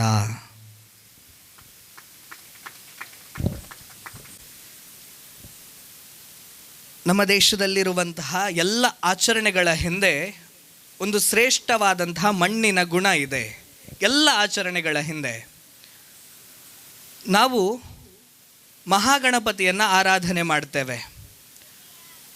ಒಬ್ಬೊಬ್ಬರು ಒಂದೊಂದು ರೀತಿಯಾಗಿ ಗಣಪತಿಯನ್ನು ಆರಾಧನೆ ಮಾಡ್ತಾರೆ, ಒಬ್ಬೊಬ್ಬರಿಗೆ ಒಂದೊಂದು ರೀತಿ. ನಾವು ತುಳುನಾಡಿನಲ್ಲಿ ಮಹಾಗಣಪತಿಯನ್ನು ಆರಾಧನೆ ಮಾಡುವ ರೀತಿಯೇ ಬೇರೆ. ಎಷ್ಟು ಸುಂದರವಾಗಿ ಅಂತ ಹೇಳಿದರೆ, ಸೇರರಿ ಪಚ್ಚೋಳಿ ಬಚ್ಚಿರೆ ಮೂಜಿ ಕಣ್ಣ ಮೊಗಡೊಳ್ಳ ತಾರೈ ಒಂಜಿ ಕಣ್ಣ ಬಜ್ಜೆಯಿ ತುಂಡು ಕುಂಟುನು ಪೊದೆತೆ ಪುಂಡಿ ಪಣವನು ದೀತೆ ಒಂದುವೆ ನಿಕ್ಕಿಸುತ್ತೆ ಅಂಚಂದು ಯಾನಿನನ್ನು ಸುಗಿತೆ ಉಂಡು ತಿಂದಿನವು ನಿನ್ನ ಹೆಚ್ಚೆತ್ತಿನವು ಎನ್ನ ಅಂತ ಹೇಳಿ ಆ ರೀತಿಯ ಪರಿಕಲ್ಪನೆಯ ಜೊತೆಗೆ ಕೇವಲ ಒಂದು ಅಕ್ಕಿಯನ್ನು ಅದರ ಮೇಲೆ ಒಂದು ತೆಂಗಿನಕಾಯಿಯನ್ನು ಇಟ್ಟು ಮಹಾಗಣಪತಿ ಅಂತ ಪೂಜೆ ಮಾಡುವಂತಹ ಸಂಸ್ಕೃತಿ ಇದೆ. ಅದು ಭಾರತೀಯ, ಅದರಲ್ಲೂ ತುಳುನಾಡಿನ ಸಂಸ್ಕೃತಿ. ಇಂತಹ ಸಂಸ್ಕೃತಿ ಒಂದೊಂದು ದೇವರನ್ನು ಒಂದೊಂದು ರೀತಿಯಾಗಿ ಕಾಣುವಂಥದ್ದು ಜಗತ್ತಿನ ಎಲ್ಲೂ ಕೂಡ ಕಾಣಲಿಕ್ಕೆ ಸಿಗುವುದಿಲ್ಲ, ಅದು ಭಾರತದಲ್ಲಿ ಸಿಗುತ್ತೆ. ಇಂತಹ ಪರಿಕಲ್ಪನೆಯ ಜೊತೆಗೆ ತುಳುನಾಡಿನಲ್ಲಿ ಮಹಾಗಣಪತಿಯನ್ನು ಅತ್ಯಂತ ಖುಷಿಯಿಂದ ಆರಾಧನೆ ಮಾಡ್ತಾರೆ. ಬಾಮಕುಮಾರ ಅಂತ ಕರೀತಾರೆ. ನಮ್ಮ ನಾಡು ಕಂಡಂಥ ಅತ್ಯಂತ ಶ್ರೇಷ್ಠ ಸಂಶೋಧಕರು, ಕಾದಂಬರಿಕಾರರು, ನಾಟಕಕಾರರು, ಯಕ್ಷಗಾನ ಕೃತಿಗಳನ್ನು, ಪ್ರಸಂಗಗಳನ್ನು ಬರೆದಂಥವರು ಅಮೃತ ಸೋಮೇಶ್ವರರು ಒಂದು ಸುಂದರವಾದಂತಹ ಕೃತಿಯನ್ನು ಬರೆದಿದ್ದಾರೆ. ಒಂದು ಸುಂದರವಾದಂತಹ ಪದ್ಯ, ಮಹಾಗಣಪತಿಯ ವರ್ಣನೆ ಇದೆ ಅದರಲ್ಲಿ, ತುಳುವಿನಲ್ಲಿ ಬರೆದಂಥ ಪದ್ಯ ಅದು. ಅದರಲ್ಲಿ ಮಹಾಗಣಪತಿಯನ್ನು ಒಂದು ಆಚರಣೆಯಾಗಿ ನೋಡಲಿಕ್ಕಲ್ಲ, ದೇವರಾಗಿ ನೋಡಲಿಕ್ಕಲ್ಲ, ನನ್ನ ಜೊತೆಗೆ ಆಡುವಂಥ ಒಬ್ಬ ಹುಡುಗನಾಗಿ, ನನ್ನ ಜೊತೆಗೆ ಆಟ ಆಡ್ತಾನೆ ಅವನು, ನನ್ನ ಜೊತೆಗೆ ಬರ್ತಾನೆ, ನನ್ನ ಜೊತೆಗೆ ಹೆಜ್ಜೆ ಹಾಕುತ್ತಾನೆ ಅನ್ನುವಂತಹ ಪರಿಕಲ್ಪನೆಯ ಜೊತೆಗೆ ಮಹಾಗಣಪತಿಯನ್ನು ನಂಬುವಂತಹ, ಆರಾಧನೆ ಮಾಡುವಂತಹ ಒಂದು ವಿಶೇಷವಾದಂತಹ ಪದ್ಧತಿಯನ್ನು ಸೃಷ್ಟಿಯಾಗುತ್ತದೆ. ನೀವೊಂದು ಯೋಚನೆ ಮಾಡಿ, ನಮ್ಮ ಭಾರತದಲ್ಲಿ ಯಾವ ಯೋಚನೆಗಳು ಮಾಡದೆ ನಾವು ದೇವರನ್ನು ಹೆಗಲ ಮೇಲೆ ಕೈ ಹಾಕ್ಕೊಂಡು ಹೋಗ್ತೇವೆ. ದೇವರಿಗೆ ನಮಗೆ ಅಷ್ಟು ಸ್ವಾತಂತ್ರ್ಯ ಇದೆ. ದೇವರ ಜೊತೆಗೆ ನಾವು ಪರಲೋಕದಲ್ಲಿರುವ ತಂದೆಯನ್ನು ನಾವು ಯಾವತ್ತೂ ಯೋಚನೆ ಮಾಡುವುದಿಲ್ಲ. ನಮಗೆ ತಂದೆ ಯಾರು ಅಂತ ಹೇಳಿದರೆ, ನನಗೆ ನನ್ನ ದೇವರು, ಅವನು ನನ್ನ ಎದುರಿರ್ತಾನೆ, ನನ್ನ ಜೊತೆಗಿರ್ತಾನೆ, ನಾನು ಅವನ ಜೊತೆಗೆ ಇರಬಹುದು ಅನ್ನುವಂಥ ಪರಿಕಲ್ಪನೆ. ಕೃಷ್ಣನನ್ನು ಯೋಚನೆ ಮಾಡಿ ಸಖ ಅಂತ ಕರೀತೇವೆ ನಾವು. ಅಂತಹ ಭಾವ ಬೇರೆಯವರಿಗೆ ಬರಲಿಕ್ಕೆ ಸಾಧ್ಯ ಇಲ್ಲ. ಸಖ ಭಾವವನ್ನು ಯಾರೋ ಮೊನ್ನೆ ಮಾತನಾಡ್ತಾ ಹೇಳ್ತಾ ಇದ್ರು, ನೀವು ನಿಮ್ಮ ದೇವರನ್ನು ಏಕವಚನದಲ್ಲಿ ಕರಿತೀರಿ, ರಾಮ ಅಂತ ಕರಿತೀರಿ, ಕೃಷ್ಣ ಅಂತ ಕರಿತೀರಿ, ದೇವರಿಗೆ ಮರ್ಯಾದೆ ಕೊಡೋದಿಲ್ಲ ನೀವು ಅಂತ. ಎಷ್ಟು ಬಾಲಿಶ ಅಂತ ಅನ್ನಿಸ್ತದೆ ಹೇಳಿದರೆ, ನಾನು ನನ್ನ ಗೆಳೆಯನಿಗೆ ಮರ್ಯಾದೆ ಕೊಡಬೇಕಾಗಿಲ್ಲ ಅಂತ. ರಾಮ ನನಗೆ ಗೆಳೆಯ, ನನಗೆ ಅವ ದೇವರ ಮತ್ತೆ ಯಾವಾಗ ಅಂತ ಹೇಳಿದರೆ, ಅವನನ್ನು ನಾನು ನನ್ನ ಮಧ್ಯೆ ಗ್ಯಾಪ್ ಇದ್ದಾಗ ಮಾತ್ರ, ನನಗೂ ದೇವರ ಮಧ್ಯೆ ಗ್ಯಾಪ್ ಇಲ್ಲದಾಗ ನಮಗೆ ದೇವರು ಅಂತ ಹೇಳಿದರೆ ಬೇರೆ ಯಾರೋ ಎಲ್ಲೋ ಇರುವಂಥವರು ಅಂತ ಅನ್ನಿಸುವುದಿಲ್ಲ, ನಮ್ಮ ಜೊತೆಗಿರುವವರು ಅಂತ ಅನ್ನಿಸ್ತದಲ್ಲ. ಈ ಪರಿಕಲ್ಪನೆ ಭಾರತದಲ್ಲಿ ಮಾತ್ರ ಕಾಣಲಿಕ್ಕೆ ಸಿಗುವ, ಭಾರತೀಯ ಮಾತ್ರ ಚಿಂತನೆಗಳಲ್ಲಿ ಬರುವಂತಹ ಪರಿಕಲ್ಪನೆ ಇದು. ಅಂತಹ ಒಂದು ಸುಂದರವಾದಂತಹ ಅಮೃತ ಸೋಮೇಶ್ವರರು ಬರೆದಂತಹ ಕೃತಿಯನ್ನು ನಿಮ್ಮ ಮುಂದೆ ಪ್ರಸ್ತುತಪಡಿಸ್ತಾ ಇದ್ದೇವೆ. ಪ್ರೀತಿಯಿಂದ ಸ್ವಾಗತಿಸಿ.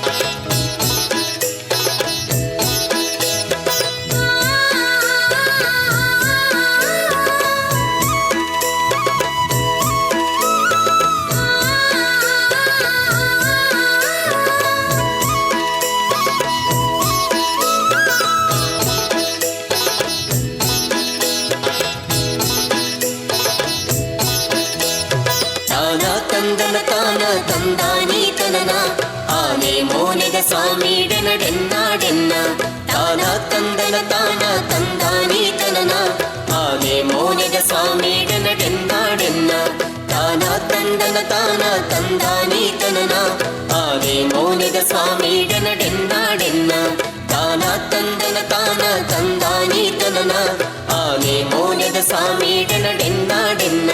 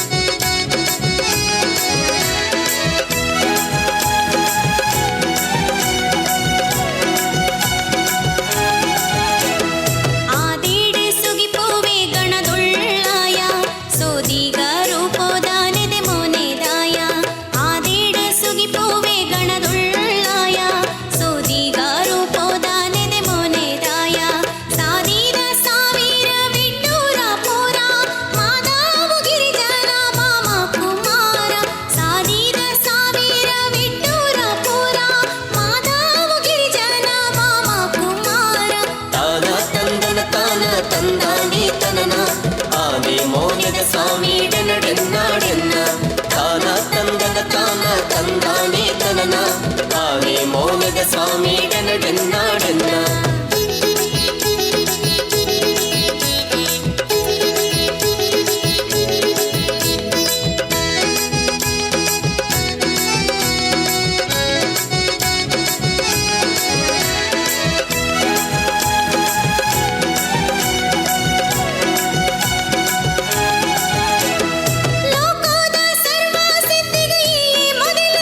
ಲೋಕೋಗೀಶ್ವರನ ಮೋಕೆದ ಮುರಿಲ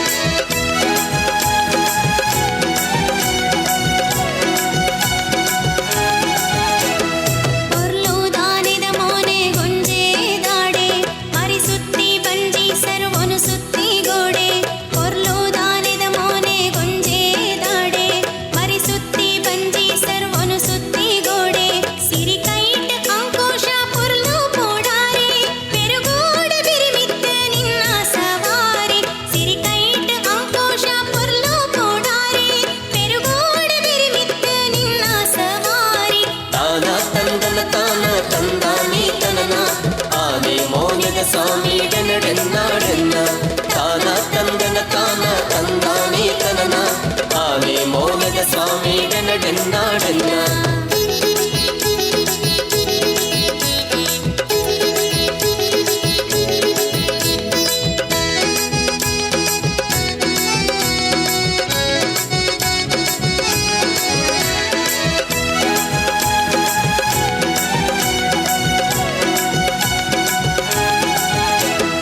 ಉಂಡೆ ಹೋಳಿಗೆ ಅಪ್ಪ ಗಾರಿಗೆ ಬೆಲ್ಲ ಕೊಂಡ ಬಜಿಲು ಪರ್ದು ನೇತ್ಯ ಕೈ ಕೊಂದ ಉಂಡೆ ಹೋಳಿಗೆ ಅಪ್ಪ ಗಾರಿಗೆ ಬೆಲ್ಲ ಕೊಂಡ ಬಜಿಲು ಪರ್ದು ನೇತ್ಯ ಕೈ ಕೊಂದ ಪಾರಿ ಮದಿ ಪೋಗಿ ಬೆರಿಸಾಯಲ ಸಾರ ಬಳ್ಳಿದ ಗೆಜ್ಜೆ ದುನಿ ಪೂಕೇನ್ ಕಾಲ ಪಾರಿ ಮದಿ ಪೋಗಿ ಬೆರಿಸಾಯಲ ಸಾರ ಬಳ್ಳಿದ ಗೆಜ್ಜೆ ದುನಿ ಪೂಕೇನ್ ಕಾಲ ತಾನ ತಂದನ ತಾನ ತಂದಾನೆ ತನನ ಆನೆ ಮೌನದ ಸ್ವಾಮಿ ಡೆನ್ನ ತಾನ ತಂದನ ತಾನ ತಂದಾನೆ ತನನ ಆನೆ ಮೌನದ ಸ್ವಾಮಿ ಡೆನ್ನ ತಾನ ತಂದನ ತಾನ ತಂದಾನೆ ತನನ ಆನೆ ಮೌನದ ಸ್ವಾಮಿ ಡೆನ್ನ ತಾನ ತಂದನ ತಾನ ತಂದಾನೆ ತನನ ಆನೆ ಮೌನದ ಸ್ವಾಮಿ ಡೆನ್ನ ತಾನ ತಂದನ ತಾನ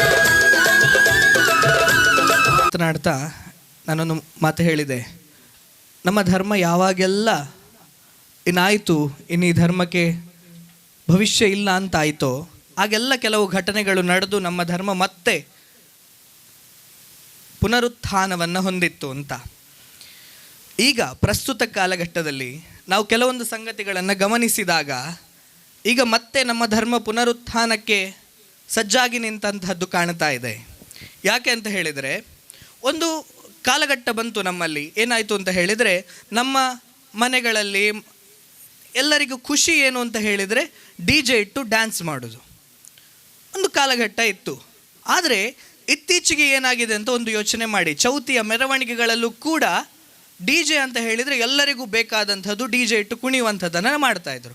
ಆದರೆ ಇತ್ತೀಚೆಗೆ ಕಳೆದ ಒಂದು 5-6 ವರ್ಷಗಳಲ್ಲಿ ನಡೀತಾ ಇರುವಂಥ ದೊಡ್ಡ ಬದಲಾವಣೆ ಏನು ಅಂತ ಹೇಳಿದರೆ ಕುಣಿತ ಭಜನೆ.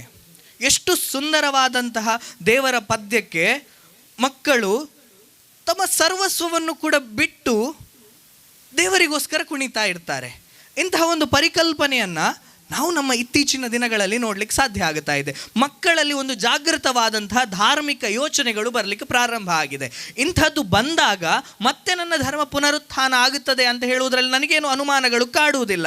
ಆದರೆ ನಮ್ಮಲ್ಲಿ ಸಮಸ್ಯೆ ಏನು ಅಂತ ಹೇಳಿದರೆ, ಕೆಲವರಿದ್ದಾರೆ ಅವರು ಅದರಲ್ಲಿ ಕೂಡ ಕೊಂಕು ಮಾತಾಡುವವರು. ಎಷ್ಟರ ಮಟ್ಟಿಗೆ ನೀವು ಮಕ್ಕಳನ್ನು ಕುಣಿಸ್ತೀರಿ, ಚಪ್ಪಲಿ ಇಲ್ಲದೆ ಅವರನ್ನು ಡ್ಯಾನ್ಸ್ ಮಾಡಿಸ್ತೀರಿ, ಇನ್ನೊಂದು ಮತ್ತೊಂದು ಅಂತ ಹೇಳುವವರು ಇರ್ತಾರೆ. ಅದು ಎಲ್ಲ ಕಾಲಕ್ಕೂ ಇದ್ದರು. ಹಿಂದೆ ಚಾರ್ವಾಕ ಅನ್ನುವಂಥವನಿದ್ದನಂತೆ.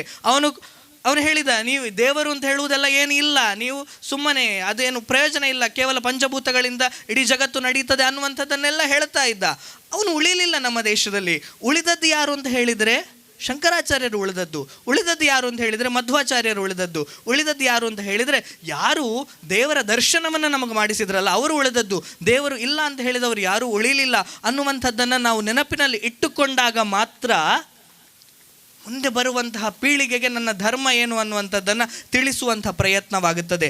ಒಂದು ಬಾರಿ ಪಂಢರಾಪುರ ಅನ್ನುವಂತಹ ದೇವಸ್ಥಾನಕ್ಕೆ ಭೇಟಿ ನೀಡುವಂತಹ, ಜೀವನದಲ್ಲಿ ಒಮ್ಮೆ ಆದರೂ ಹೋಗುವಂಥ ಪ್ರಯತ್ನವನ್ನು ಮಾಡಬೇಕು ಸ್ನೇಹಿತರೆ. ಯಾಕೆ ಅಂತ ಹೇಳಿದರೆ ಅಲ್ಲಿ ಜನರು ಎಷ್ಟರ ಮಟ್ಟಿಗೆ ತಮ್ಮನ್ನು ತಾವು ಸರ್ವಸ್ವವನ್ನು ಪಂಢರಾಪುರದ ವಿಠಲನಿಗೆ ಅರ್ಪಿಸಿಕೊಂಡು ಕುಣಿತಾರೆ ಅಂತ ಹೇಳಿದರೆ, ವಿಠಲ ವಿಠಲ ವಿಠಲ ವಿಠಲ ಅಂತ ಹೇಳುತ್ತಾನೆ ಪ್ರಾಣ ಬಿಟ್ಟವರು 1000 ಸಂಖ್ಯೆಯಲ್ಲಿ ಅಲ್ಲಿದ್ದಾರೆ. ಅವರಿಗೆ ನಾವು ಪ್ರಾಣ ಬಿಡ್ತೇವೆ ಅನ್ನುವಂಥದ್ದು ಅನಿಸುವುದಿಲ್ಲ. ನಾನು ದೇವರ ಪಾದಕ್ಕೆ ಸೇರ್ತೇನೆ, ವಿಠಲನ ಭಜನೆ ಮಾಡಿ ನಾನು ದೇವರ ಸೇವೆಯನ್ನು ಮಾಡ್ತಾ ಇದ್ದೇನೆ ಅನ್ನುವಂಥದ್ದನ್ನು ಇವತ್ತಿಗೂ ಕೂಡ ಮಹಾರಾಷ್ಟ್ರದಲ್ಲಿರುವಂತಹ ಮರಾಠಿ ಅಭಂಗಗಳನ್ನು ನಾವು ಕೇಳುವಾಗ ಎಷ್ಟು ಮೈ ರೋಮಾಂಚನವಾಗುತ್ತದೆ ಅಂತ ಹೇಳಿದರೆ, ದೇವರು ನಮ್ಮ ಜೊತೆಗಿದ್ದಾನೆ ಅನ್ನುವಂಥ ಭಾವ ನಮಗೆ ಬರ್ತದಲ್ಲ. ಇಂಥದ್ದು ಭಾರತೀಯ ಭಜನೆಗಳಿಗಿರುವಂತಹ ಸಾಮರ್ಥ್ಯ ಅದು ಅಂತ. ಇಂತಹ ಭಜನೆಗಳು ಇವತ್ತು ನಮ್ಮ ದೇಶದಲ್ಲಿ ಒಂದು ಉತ್ತುಂಗವನ್ನು ತಲುಪಿದಂತಹ ಪರಿಸ್ಥಿತಿ ಇದೆ. ಇಂತಹ ಭಜನೆಗಳು ಮನೆಗಳಲ್ಲಿ ತುಂಬಬೇಕಲ್ಲ. ನಮ್ಮ ಮನೆಯಲ್ಲಿ ಹಿಂದೆಲ್ಲ ಇತ್ತು, ನಾನು ಆಗಲೇ ಹೇಳಿದ ಹಾಗೆ, ನಮಗೆ ಅದು ಬೇಡ, ಯಾಕೆ ಭಜನೆ ಮಾಡಿ ಏನಾಗಲಿಕ್ಕಿದೆ ಅನ್ನುವಂಥ ಭಾವ ಇತ್ತು. ಆದರೆ ಈಗ ಅದು ಬದಲಾಗುತ್ತಾ ಇದೆ. ಯಾವಾಗಲೂ ಹೇಳೋದು, ನಾವು ಸಮಾಜವನ್ನು ದೂರಿ ಏನು ಪ್ರಯೋಜನ ಇಲ್ಲ. ಸಮಾಜ ಆಗುತ್ತಾ ಇರುವಂಥ ಪಾಸಿಟಿವ್ ಆದಂಥ ಸಂಗತಿಗಳನ್ನು ಕೂಡ ನಾವು ತಿಳ್ಕೊಳ್ಬೇಕಲ್ಲ. ದೊಡ್ಡ ಮಟ್ಟದ ಅವರು ಭಜನೆಯಿಂದ ಹೊರಗೆ ಬಂದಾಗ ಅವ್ರು ಹೇಗಿರ್ತಾರೆ ಅನ್ನೋದು ಬೇಡ, ಭಜನೆಯಲ್ಲಿ ಇರುವಾಗ ತಮ್ಮ ಸರ್ವಸ್ವವನ್ನು ದೇವರಿಗೆ ಅರ್ಪಿಸಿ ಕುಣಿತಾರಲ್ಲ, ಅಂಥದ್ದನ್ನು ನಾವು ಖುಷಿಯಿಂದ ಅನುಭವಿಸಬೇಕಲ್ಲ. ಅಂತಹ ಒಂದು ಸುಂದರವಾದಂತಹ ಮರಾಠಿ ಅಭಂಗವನ್ನು ನಿಮ್ಮ ಮುಂದೆ ಪ್ರಸ್ತುತಪಡಿಸ್ತಾ ಇದ್ದೇವೆ. ಇದಾದ ನಂತರ 2 ಪ್ರಸ್ತುತಿಗಳಿರ್ತವೆ, ಪ್ರೀತಿಯಿಂದ ಸ್ವಾಗತಿಸಿ.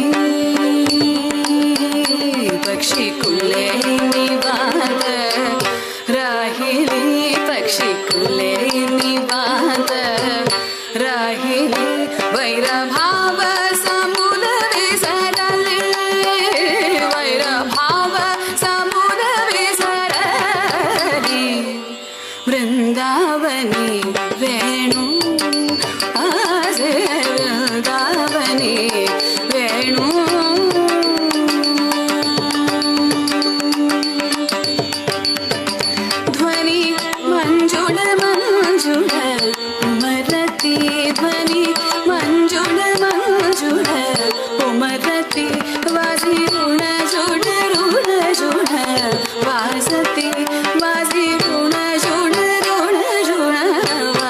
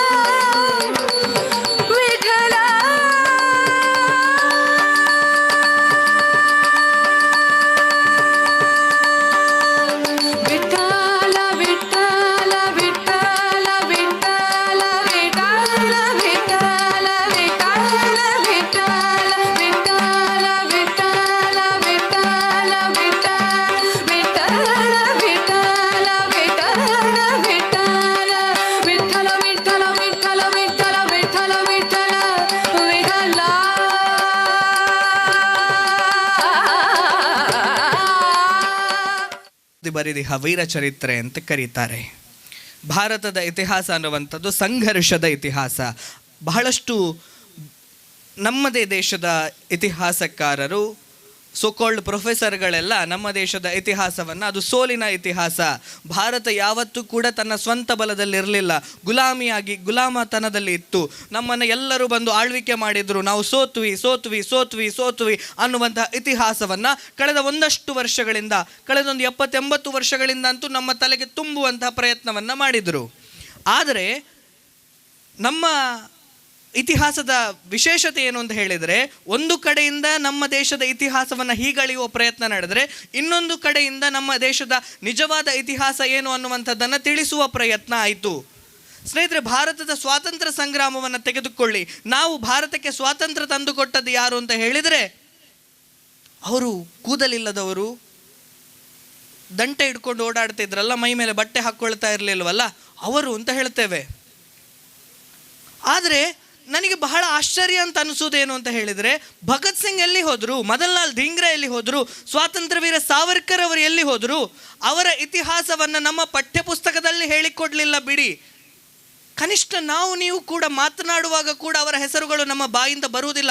ಯಾಕೆ ಅಂತ ಹೇಳಿದರೆ, ನಮಗೆ ಅವರ ಹೆಸರುಗಳು ರೀಚ್ ಆಗದ ಎಲ್ಲ ಪ್ರಯತ್ನಗಳನ್ನು ಕೂಡ ಅವರು ಮಾಡಿ ಹಾಕಿದರು. ನಮ್ಮ ದೇಶದಲ್ಲಿ ಒಬ್ಬಳು ಚೆನ್ನಭೈರಾದೇವಿ ಅಂತ ಇದ್ಲು ಅಂತ ನಾವು ಪಠ್ಯಪುಸ್ತಕದಲ್ಲಿ ಓದುವಾಗ, ಅವಳನ್ನು ಕೇವಲ ಒಂದು ಕರಿಮೆಣಸಿನ ರಾಣಿ, ಅವಳು ಕರಿಮೆಣಸು ವ್ಯಾಪಾರ ಮಾಡ್ತಿದ್ಲು ಅಂತ ನಮ್ಮ ಪಠ್ಯಪುಸ್ತಕಗಳಲ್ಲಿ ಚಿತ್ರಿಸಲಾಗಿದೆ. 50 ವರ್ಷಗಳ ಕಾಲ ಒಬ್ಬಾಕೆ ಹೆಣ್ಣು ಮಗಳು ಪೋರ್ಚುಗೀಸರ ಸೈನ್ಯವನ್ನು ಅಂಕೋಲದ ಗಡಿ ದಾಟಲಿಕ್ಕೆ ಬಿಡಲಿಲ್ಲ. ಇಂಥ ಇತಿಹಾಸವನ್ನು ನಮ್ಮ ಪಠ್ಯಪುಸ್ತಕದಲ್ಲಿ ಹೇಳಿಕೊಡಲೇ ಇಲ್ಲ ನಮಗೆ. ಒಬ್ಬ ರಾಣಿ ಅಬ್ಬಕ್ಕ ಎಷ್ಟು ಗಟ್ಟಿತನದಿಂದ ಹೋರಾಟ ಮಾಡಿದ್ಲು, ಪೋರ್ಚುಗೀಸರ ಸೈನ್ಯವನ್ನು ಹೇಗೆ ಹಿಮ್ಮೆಟ್ಟಿಸಿದ್ಲು ಅಂತ ನಮ್ಮ ಪಠ್ಯಪುಸ್ತಕದಲ್ಲಿ ಹೇಳಿಕೊಡಲಿಲ್ಲ. ಒಬ್ಬ ಮದನ್ಲಾಲ್ ಧೀಂಗ್ರಾ ಅಲ್ಲಿ ನಿಂತುಕೊಂಡು, ಲಂಡನ್ನಲ್ಲಿ ಇದ್ದುಕೊಂಡು ಒಬ್ಬ ಬ್ರಿಟಿಷ್ ಅಧಿಕಾರಿಯನ್ನು ಕೊಂದಾಗ ಅವನಿಗೆ ನೇಣು ಶಿಕ್ಷೆಯನ್ನು ವಿಧಿಸ್ತಾರೆ.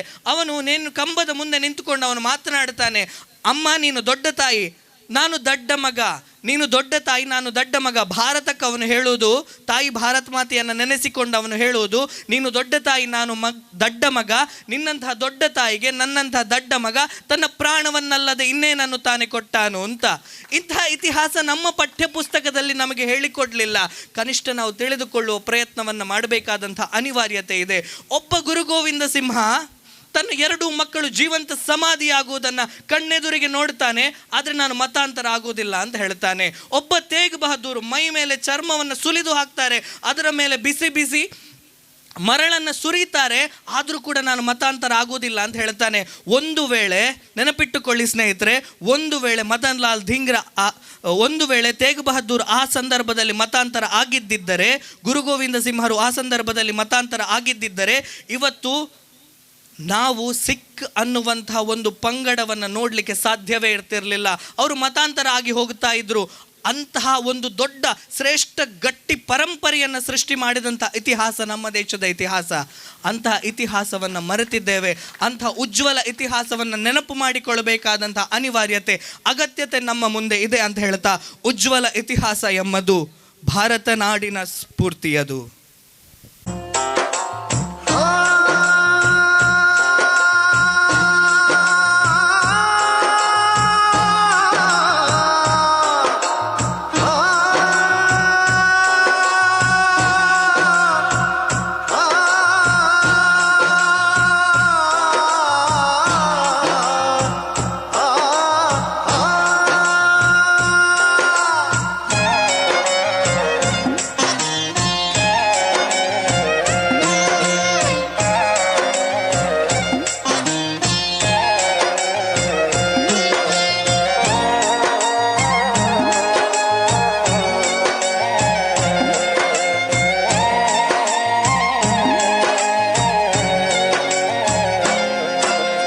ಉಜ್ವಲ ಇತಿಹಾಸ ಎಮ್ಮದು ಭಾರತ ನಾಡಿನ ಸ್ಫೂರ್ತಿಯದು.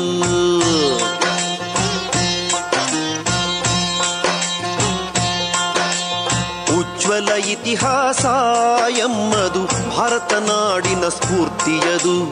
ಉಜ್ವಲ ಇತಿಹಾಸ ಎಮ್ಮದು ಭಾರತ ನಾಡಿನ ಸ್ಫೂರ್ತಿಯದು.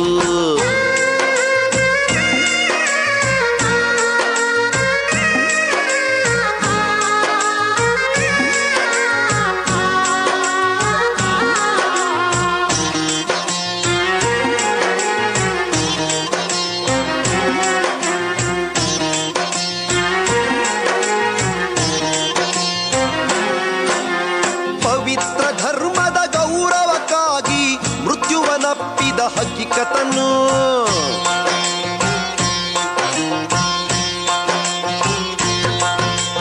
ಪವಿತ್ರ ಧರ್ಮದ ಗೌರವಕ್ಕಾಗಿ ಮೃತ್ಯುವನಪ್ಪಿದ ಹಕ್ಕಿಕತನು ಗುರು ಗೋವಿಂದನ ವೀರ ಸುಪುತ್ರರು ಎತ್ತರು ಹಸುವನ್ನು ಹರುಷದಲ್ಲಿ ಗುರು ಗೋವಿಂದನ ವೀರ ಸುಪುತ್ರರು ಎತ್ತರು ಹಸುವನ್ನು ಹರುಷದಲ್ಲಿ ಧೈರ್ಯದಿ ಗೋಡೆಯ ಮಧ್ಯದಲ್ಲಿ ಉಜ್ವಲ ಇತಿಹಾಸ ಎಮ್ಮದು ಭಾರತ ನಾಡಿನ ಸ್ಫೂರ್ತಿಯದು ಉಜ್ವಲ ಇತಿಹಾಸ ಎಮ್ಮದು ಭಾರತ ನಾಡಿನ ಸ್ಫೂರ್ತಿಯದು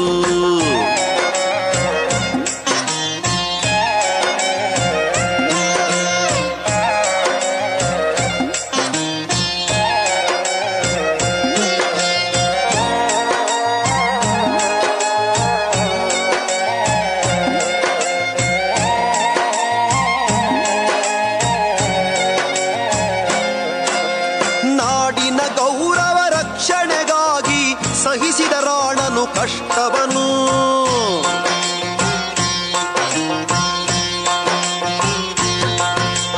ನಾಡಿನ ಗೌರವ ರಕ್ಷಣೆಗಾಗಿ ಸಹಿಸಿದ ರಾಣನು ಕಷ್ಟವನು ರಜಪೂತರ ನಿಜ ತೇಜವ ತೋರುತ್ತ ದೇಶದೊಳಲೆದನು ಕಂಗೆಟ್ಟು ರಜಪೂತರ ನಿಜ ತೇಜವ ತೋರುತ್ತ ದೇಶದೊಳಲೆದನು ಕಂಗೆಟ್ಟು ಮಾಡಿದ ಜನತೆಯ ಒಗ್ಗಟ್ಟು ಉಜ್ವಲ ಇತಿಹಾಸ ಎಮ್ಮದು ಭಾರತ ನಾಡಿನ ಸ್ಫೂರ್ತಿಯದು ಉಜ್ವಲ ಇತಿಹಾಸ ಎಮ್ಮದು ಭಾರತ ನಾಡಿನ ಸ್ಫೂರ್ತಿಯದು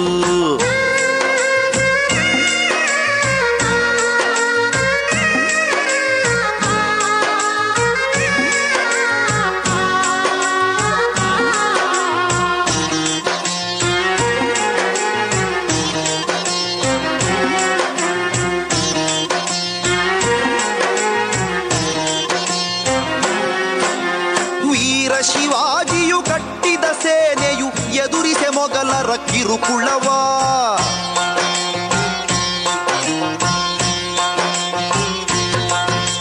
ವೀರ ಶಿವಾಜಿಯು ಕಟ್ಟಿದ ಸೇನೆಯು ಎದುರಿಸೆ ಮೊಘಲರ ಕಿರುಕುಳವ ವೀರ ಶಿರೋಮಣಿ ಝಾನ್ಸಿ ರಾಣಿಯು ನಿಂತಳು ಬ್ರಿಟಿಷರ ಎದುರಾಗಿ ವೀರ ಶಿರೋಮಣಿ ಝಾನ್ಸಿ ರಾಣಿಯು ನಿಂತಳು ಬ್ರಿಟಿಷರ ಎದುರಾಗಿ ಮಾತೆಯ ಮುಕ್ತಿಯ ಕರೆಗಾಗಿ ಉಜ್ವಲ ಇತಿಹಾಸ ಎಮ್ಮದು ಭಾರತ ನಾಡಿನ ಸ್ಫೂರ್ತಿಯದು ಉಜ್ವಲ ಇತಿಹಾಸ ಎಮ್ಮದು ಭಾರತ ನಾಡಿನ ಸ್ಫೂರ್ತಿಯದು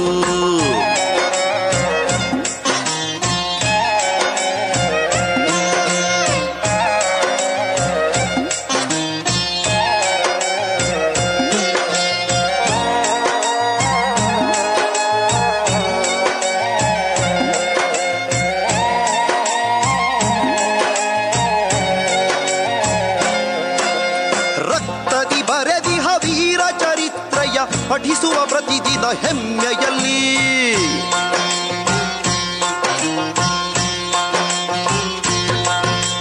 ರಕ್ತದಿ ಬರೆದಿಹ ವೀರ ಚರಿತ್ರೆಯ ಪಠಿಸುವ ಪ್ರತಿದಿನ ಹೆಮ್ಮೆಯಲ್ಲಿ ಸಾಹಸ ಕಾರ್ಯವ ಗೈದಿಹ ವೀರರ ಸ್ಮರಿಸುತ್ತ ಸಾಗುವ ಪಥದಲ್ಲಿ ಸಾಹಸ ಕಾರ್ಯವ ಗೈದಿಹ ವೀರರ ಸ್ಮರಿಸುತ್ತ ಸಾಗುವ ಪಥದಲ್ಲಿ ನಮಿಸುವ ಅವರನು ಮನದಲ್ಲಿ ಉಜ್ವಲ ಇತಿಹಾಸ ಎಮ್ಮದು ಭಾರತ ನಾಡಿನ ಸ್ಫೂರ್ತಿಯದು ಉಜ್ವಲ ಇತಿಹಾಸ ಎಮ್ಮದು ಭಾರತ ನಾಡಿನ ಸ್ಫೂರ್ತಿಯದು ಒಂದೇ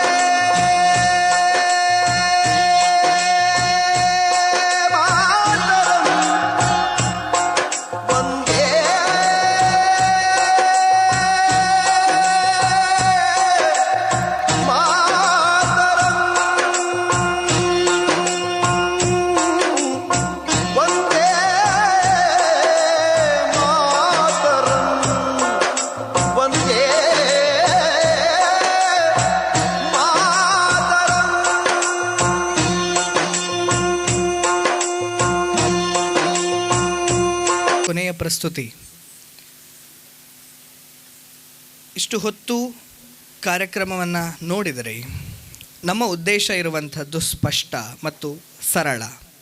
ಏನು ಅಂತ ಹೇಳಿದರೆ, ನಮ್ಮದೊಂದು ಪರಂಪರೆ ಇದೆ, ಸನಾತನವಾದಂತಹ ಭಾರತೀಯ ಪರಂಪರೆ. ಆ ಪರಂಪರೆಯಲ್ಲಿ ನೃತ್ಯಕ್ಕೆ ಅದರದ್ದೇ ಆದಂತಹ ಒಂದು ಸ್ಥಾನಮಾನ ಇದೆ.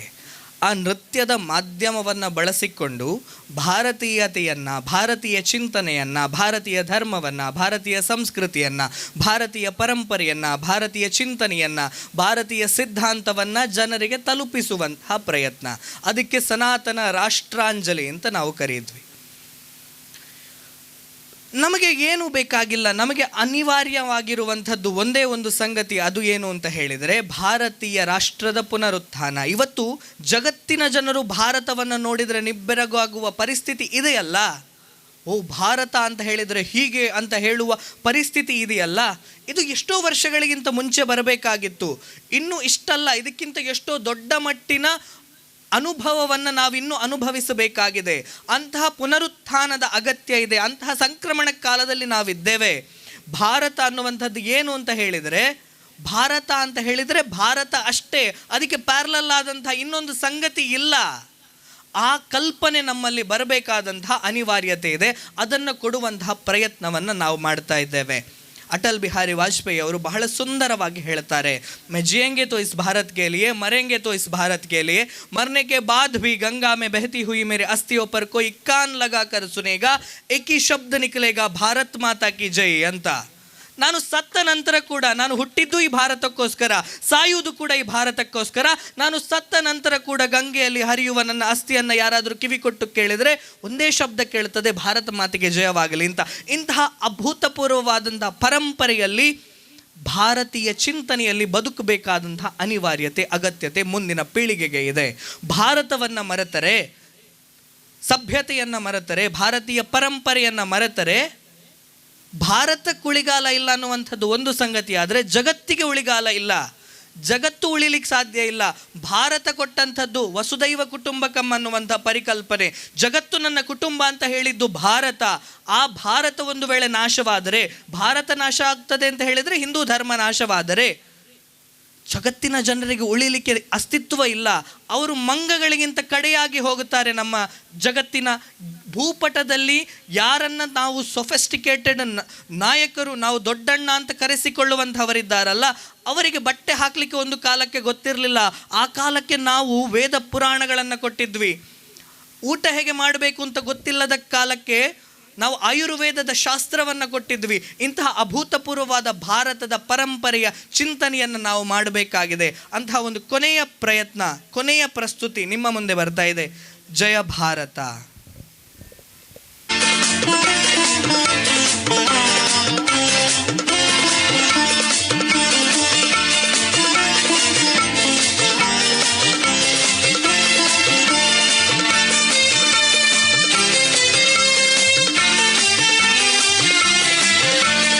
ವಂದೇ ಮಾತರಂ, ವಂದೇ ಮಾತರಂ, ವಂದೇ ಮಾತರಂ, ಭಾರತ ವಂದೇ ಮಾತರಂ, ಜಯ ಭಾರತ ವಂದೇ ಮಾತರಂ, ಭಾರತ ವಂದೇ ಮಾತರಂ, ಜಯ ಭಾರತ ವಂದೇ ಮಾತರಂ. रुक ना पाए तूफानों में, सबके आगे बढ़े कदम. जीवन पुष्प चढ़ाने निकले माता के चरणों में हम. ವಂದೇ ಮಾತರಂ, ವಂದೇ ಮಾತರಂ, ವಂದೇ ಮಾತರಂ.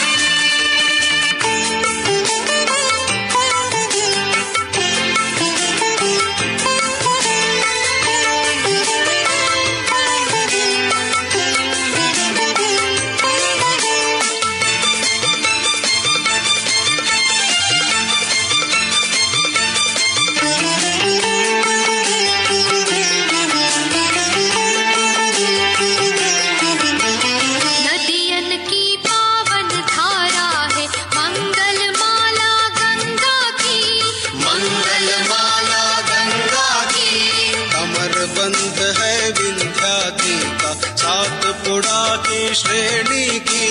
सातपुड़ा की श्रेणी की, सत्याजी का वज्र हस्त है, सत्याजी का वज्र हस्त है, पौरुष का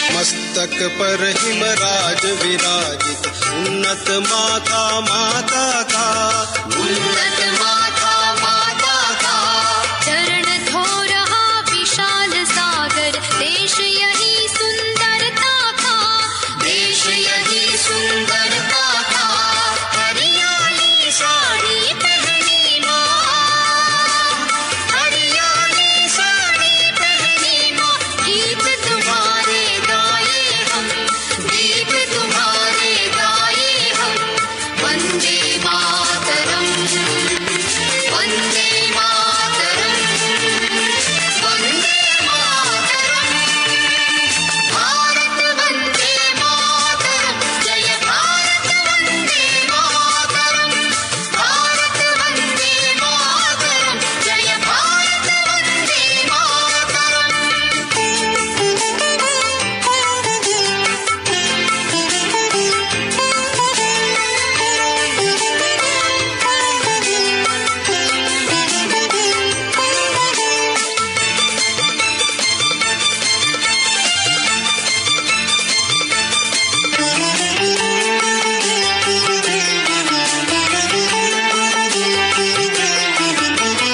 नहीं किसी के सामने हमने अपना शीश झुकाया है अपना शीश झुकाया है जो हमसे टकराने आते मिट्टी में मिल जाते हैं मिट्टी में मिल जाते हैं तेरा वैभव सदा रहे माँ तेरा वैभव सदा रहे माँ खत्म करेंगे दुश्मन हम खत्म करेंगे दुश्मन हम वंदे मातरम वंदे मातरम वंदे मातरम भारत वंदे मातरम जय भारत वंदे मातरम भारत वंदे मातरम जय भारत वंदे मातरम रुक ना पाए तूफानों में सबके आगे बढ़े कदम जीवन पुष्प चढ़ाने निकले माता के चरणों में हम वंदे मातरम वंदे मातरम वंदे मातरम वंदे मातरम वंदे मातरम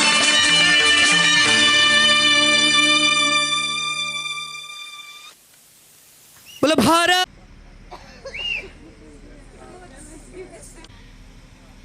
ಸನಾತನ ನಾಟ್ಯಾಲಯದ ನೃತ್ಯ ವಿದ್ಯಾರ್ಥಿಗಳು ಸನಾತನ ರಾಷ್ಟ್ರಾಂಜಲಿ ಎಂಬ ನೃತ್ಯ ವೈವಿಧ್ಯ ನೃತ್ಯ ನಿಮ್ಮ ಮುಂದೆ ಪ್ರಸ್ತುತಪಡಿಸಿದರು. ರಾಷ್ಟ್ರದೇವೋಭವ ಪುಣ್ಯಭೂಮಿ ಭಾರತ ಸನಾತನ ರಾಷ್ಟ್ರಾಂಜಲಿ ಶಬರಿ ಸತ್ಯನಾಪುರದ ಸಿರಿ ಇದೆಲ್ಲ ನಮ್ಮ ರೂಪಕಗಳು. ನಮ್ಮ ಚಿಂತನೆ ರಾಷ್ಟ್ರ ಮತ್ತು ಧರ್ಮ ಜಾಗೃತಿ ಮಾಡೋದಂತೆ ನಮ್ಮ ಚಿಂತನೆ. ಯಾಕಂದರೆ ನಾನು ಸಂಘ ಪರಿವಾರದಲ್ಲಿ ಬೆಳೆದವನು. ನನ್ನೆಲ್ಲ ಮಕ್ಕಳಿಗೆ ಕೂಡ ಅದೇ ಸಂಸ್ಕಾರವನ್ನು ನಾವು ನೀಡ್ತಿದ್ದೇವೆ. ನಮ್ಮ ಇವತ್ತಿನ ಇಡೀ ನಿರೂಪಣೆಯನ್ನು ಮಾಡಿದವರು ಲತೇಶ್ ಪಾಕರ್ಬೈಲ್, ABVP ಕಾರ್ಯಕರ್ತರವರು. ಅನೇಕ ಯೂಟ್ಯೂಬ್ ಮೂಲಕ ರಾಷ್ಟ್ರ ಮತ್ತು ಧರ್ಮ ಜಾಗೃತಿ ಸಂದೇಶವನ್ನು ನೀಡ್ತಿದ್ದಾರೆ. ಈಗಲೂ ನಮ್ಮ ಧರ್ಮದ ಮತ್ತು ರಾಷ್ಟ್ರ ಜಾಗೃತಿಯ ಬಗ್ಗೆ ಅವರದೇ ಆದ ಚಿಂತನೆಯಲ್ಲಿ ಸಂಘದ ಹಿರಿಯರ ಮಾರ್ಗದರ್ಶನದಲ್ಲಿ ಕೆಲಸವನ್ನು ಮಾಡ್ತಿದ್ದಾರೆ. ನನ್ನೊಟ್ಟಿಗೆ ಇನ್ನೋರ್ವರು ಸುಧೀಂದ್ರ ಜೆ ಶಾಂತಿ, ವಿವೇಕಾನಂದ ಮಾಡಿದವರು. ಅವರು ಕಾರ್ಕಳದವರು, ಆಳ್ವಾಸ್ ಕಾಲೇಜಿನಲ್ಲಿ ಉಪನ್ಯಾಸಕರು. ನಮ್ಮದು ಭರತನಾಟ್ಯ ವಿದ್ಯಾರ್ಥಿ ಮಾತ್ರವಲ್ಲದೆ ಪ್ರಾರಂಭದ ನಮ್ಮ ಏನಾದರೂ ಹೊಸ ಚಿಂತನೆಗೆ ಪೂರಕವಾಗಿ ನಮಗೆ ಗೈಡೆನ್ಸ್ ನೀಡುವುದು ಸುಧೀಂದ್ರ ಜೆ ಶಾಂತಿ. ಇಡೀ ನೃತ್ಯ ನಿರ್ದೇಶನವನ್ನು ಮಾಡಿದವರು ನೃತ್ಯ ವಿದುಷಿ ಶಾರದಾಮಣಿ ಶೇಖರ್ ಅವರು ಇವತ್ತು ಬರಲಿಲ್ಲ. ಜಿಲ್ಲಾ ರಾಜ್ಯೋತ್ಸವ ಪ್ರಶಸ್ತಿ ಪುರಸ್ಕೃತರು, ಕರ್ನಾಟಕ ಕಲಾಶ್ರೀ ಗೌರವ ಪುರಸ್ಕಾರ ವಿಜೇತರು, ಸಂಗೀತ ನೃತ್ಯ ಅಕಾಡೆಮಿ ಮಾಜಿ ಸದಸ್ಯರು ಶಾರದಾಮಣಿ ಶೇಖರ್ ಅವರು ನೃತ್ಯ ನಿರ್ದೇಶನ ಮಾಡಿದ್ದಾರೆ. ಇನ್ನೋರ್ವರು ನೃತ್ಯ ನಿರ್ದೇಶಕಿ, ಇಡೀ ನಮ್ಮ ತಂಡದ ನಿರ್ವಹಣೆಯನ್ನು ನಿರ್ವಹಿಸುವವರು, ಸಂಸ್ಕಾರ ಮತ್ತು ರಾಜ್ಯ ಜವಾಬ್ದಾರಿಯನ್ನು ನಿರ್ವಹಿಸುವವರು ನನ್ನ ತಂಗಿಯ ಮಗಳು, ಬೆಂಗಳೂರು ದೂರದರ್ಶನ ಕಲಾವಿದೆ ವಿದುಷಿ ಶ್ರೀಲತಾ ನಾಗರಾಜನ್. ಉಳಿದ ಎಲ್ಲ ಕಲಾವಿದರ ಪರಿಚಯವನ್ನು ಶ್ರೀಲತಾ ಅವರು ಮಾಡ್ತಾರೆ. ನಾನು ಚಂದ್ರಶೇಖರ್ ಶೆಟ್ಟಿ, ಸನಾತನ ನಾಟ್ಯಾಲಯದ ನಿರ್ದೇಶಕ, ಸಂಸ್ಕಾರ ಭಾರತೀಯ ರಾಜ್ಯ ಉಪಾಧ್ಯಕ್ಷ. ಪೂಜ್ಯ ಸ್ವಾಮೀಜಿಗಳ ಪಾದಾರವಿಂದಕ್ಕೆ ನಮಸ್ಕರಿಸುತ್ತಾ ಇಂದಿನ ಸನಾತನ ರಾಷ್ಟ್ರಾಂಜಲಿ ಕಾರ್ಯಕ್ರಮದಲ್ಲಿ ಭಾಗವಹಿಸಿದ ನಮ್ಮ ಸನಾತನ ನಾಟ್ಯಾಲಯದ ವಿದ್ಯಾರ್ಥಿನಿಯರು ನಾಟ್ಯ ವಿದುಷಿ ಕುಮಾರಿ ಖುಷಿ, ಸಾಫ್ಟ್ವೇರ್ ಕಂಪನಿಯಲ್ಲಿ ಉದ್ಯೋಗವನ್ನು ಮಾಡುತ್ತಿದ್ದು ಜೊತೆಗೆ MBA ಪದವಿಯನ್ನು ಕೂಡ ವ್ಯಾಸಂಗ ಮಾಡ್ತಾ ಇರುವಂತಹ ಕಲಾವಿದೆ ಕುಮಾರಿ ಜೀವಿತಾ, LLB ವಿದ್ಯಾರ್ಥಿನಿ, ಭರತನಾಟ್ಯದ ವಿದ್ವತ್ ಪೂರ್ವ ಪರೀಕ್ಷೆಯನ್ನು ಮುಗಿಸಿರುವಂತಹ ಕಲಾವಿದೆ ಕುಮಾರಿ ಶ್ರೀಕರಿ, ದ್ವಿತೀಯ PUC ವಿದ್ಯಾರ್ಥಿನಿ, ಕರ್ನಾಟಕ ಶಾಸ್ತ್ರೀಯ ಸಂಗೀತ ಹಾಗೂ ಭರತನಾಟ್ಯ ಎರಡರಲ್ಲೂ ಸೀನಿಯರ್ ಗ್ರೇಡ್ ಪರೀಕ್ಷೆಯನ್ನು ಮುಗಿಸಿರುವಂತಹ ಕಲಾವಿದೆ ಕುಮಾರಿ ಕೃತಿ ಕಯ್ಯ, SSLC ವಿದ್ಯಾರ್ಥಿನಿ, ಭರತನಾಟ್ಯದ ಸೀನಿಯರ್ ಗ್ರೇಡ್ ಪರೀಕ್ಷೆಯನ್ನು ಈಗಾಗಲೇ ಮುಗಿಸಿರುವಂತಹ ವಿದ್ಯಾರ್ಥಿನಿ ಕುಮಾರಿ ಚೈತ್ರ, BCom ಪದವೀಧರೆ, ಭರತನಾಟ್ಯದ ವಿದ್ವತ್ ಪೂರ್ವ ಹಂತದ ಪರೀಕ್ಷೆಯನ್ನು ಮುಗಿಸಿ ಪ್ರಸ್ತುತ ಅಂತಿಮ ಹಂತದ ವಿದ್ವತ್ ಪರೀಕ್ಷೆಯ ತಯಾರಿಯಲ್ಲಿರುವಂತಹ ಕಲಾವಿದೆ ಕುಮಾರಿ ಸಾರಿಕಾ, MCA ವಿದ್ಯಾರ್ಥಿನಿ, ಭರತನಾಟ್ಯದ ವಿದ್ವತ್ ಪೂರ್ವ ಪರೀಕ್ಷೆಯನ್ನು ಮುಗಿಸಿರುವಂತಹ ಕಲಾವಿದೆ ಕುಮಾರಿ ಮೊನಿಷಾ ಗಟ್ಟಿ, BCom ವಿದ್ಯಾರ್ಥಿನಿ, ಭರತನಾಟ್ಯದ ಸೀನಿಯರ್ ಗ್ರೇಡ್ ಪರೀಕ್ಷೆಯನ್ನು ಮುಗಿಸಿರುವಂತಹ ಕಲಾವಿದೆ ಕುಮಾರಿ ಶರಣ್ಯ ಮಾಳಿಗೆ ಮನೆ,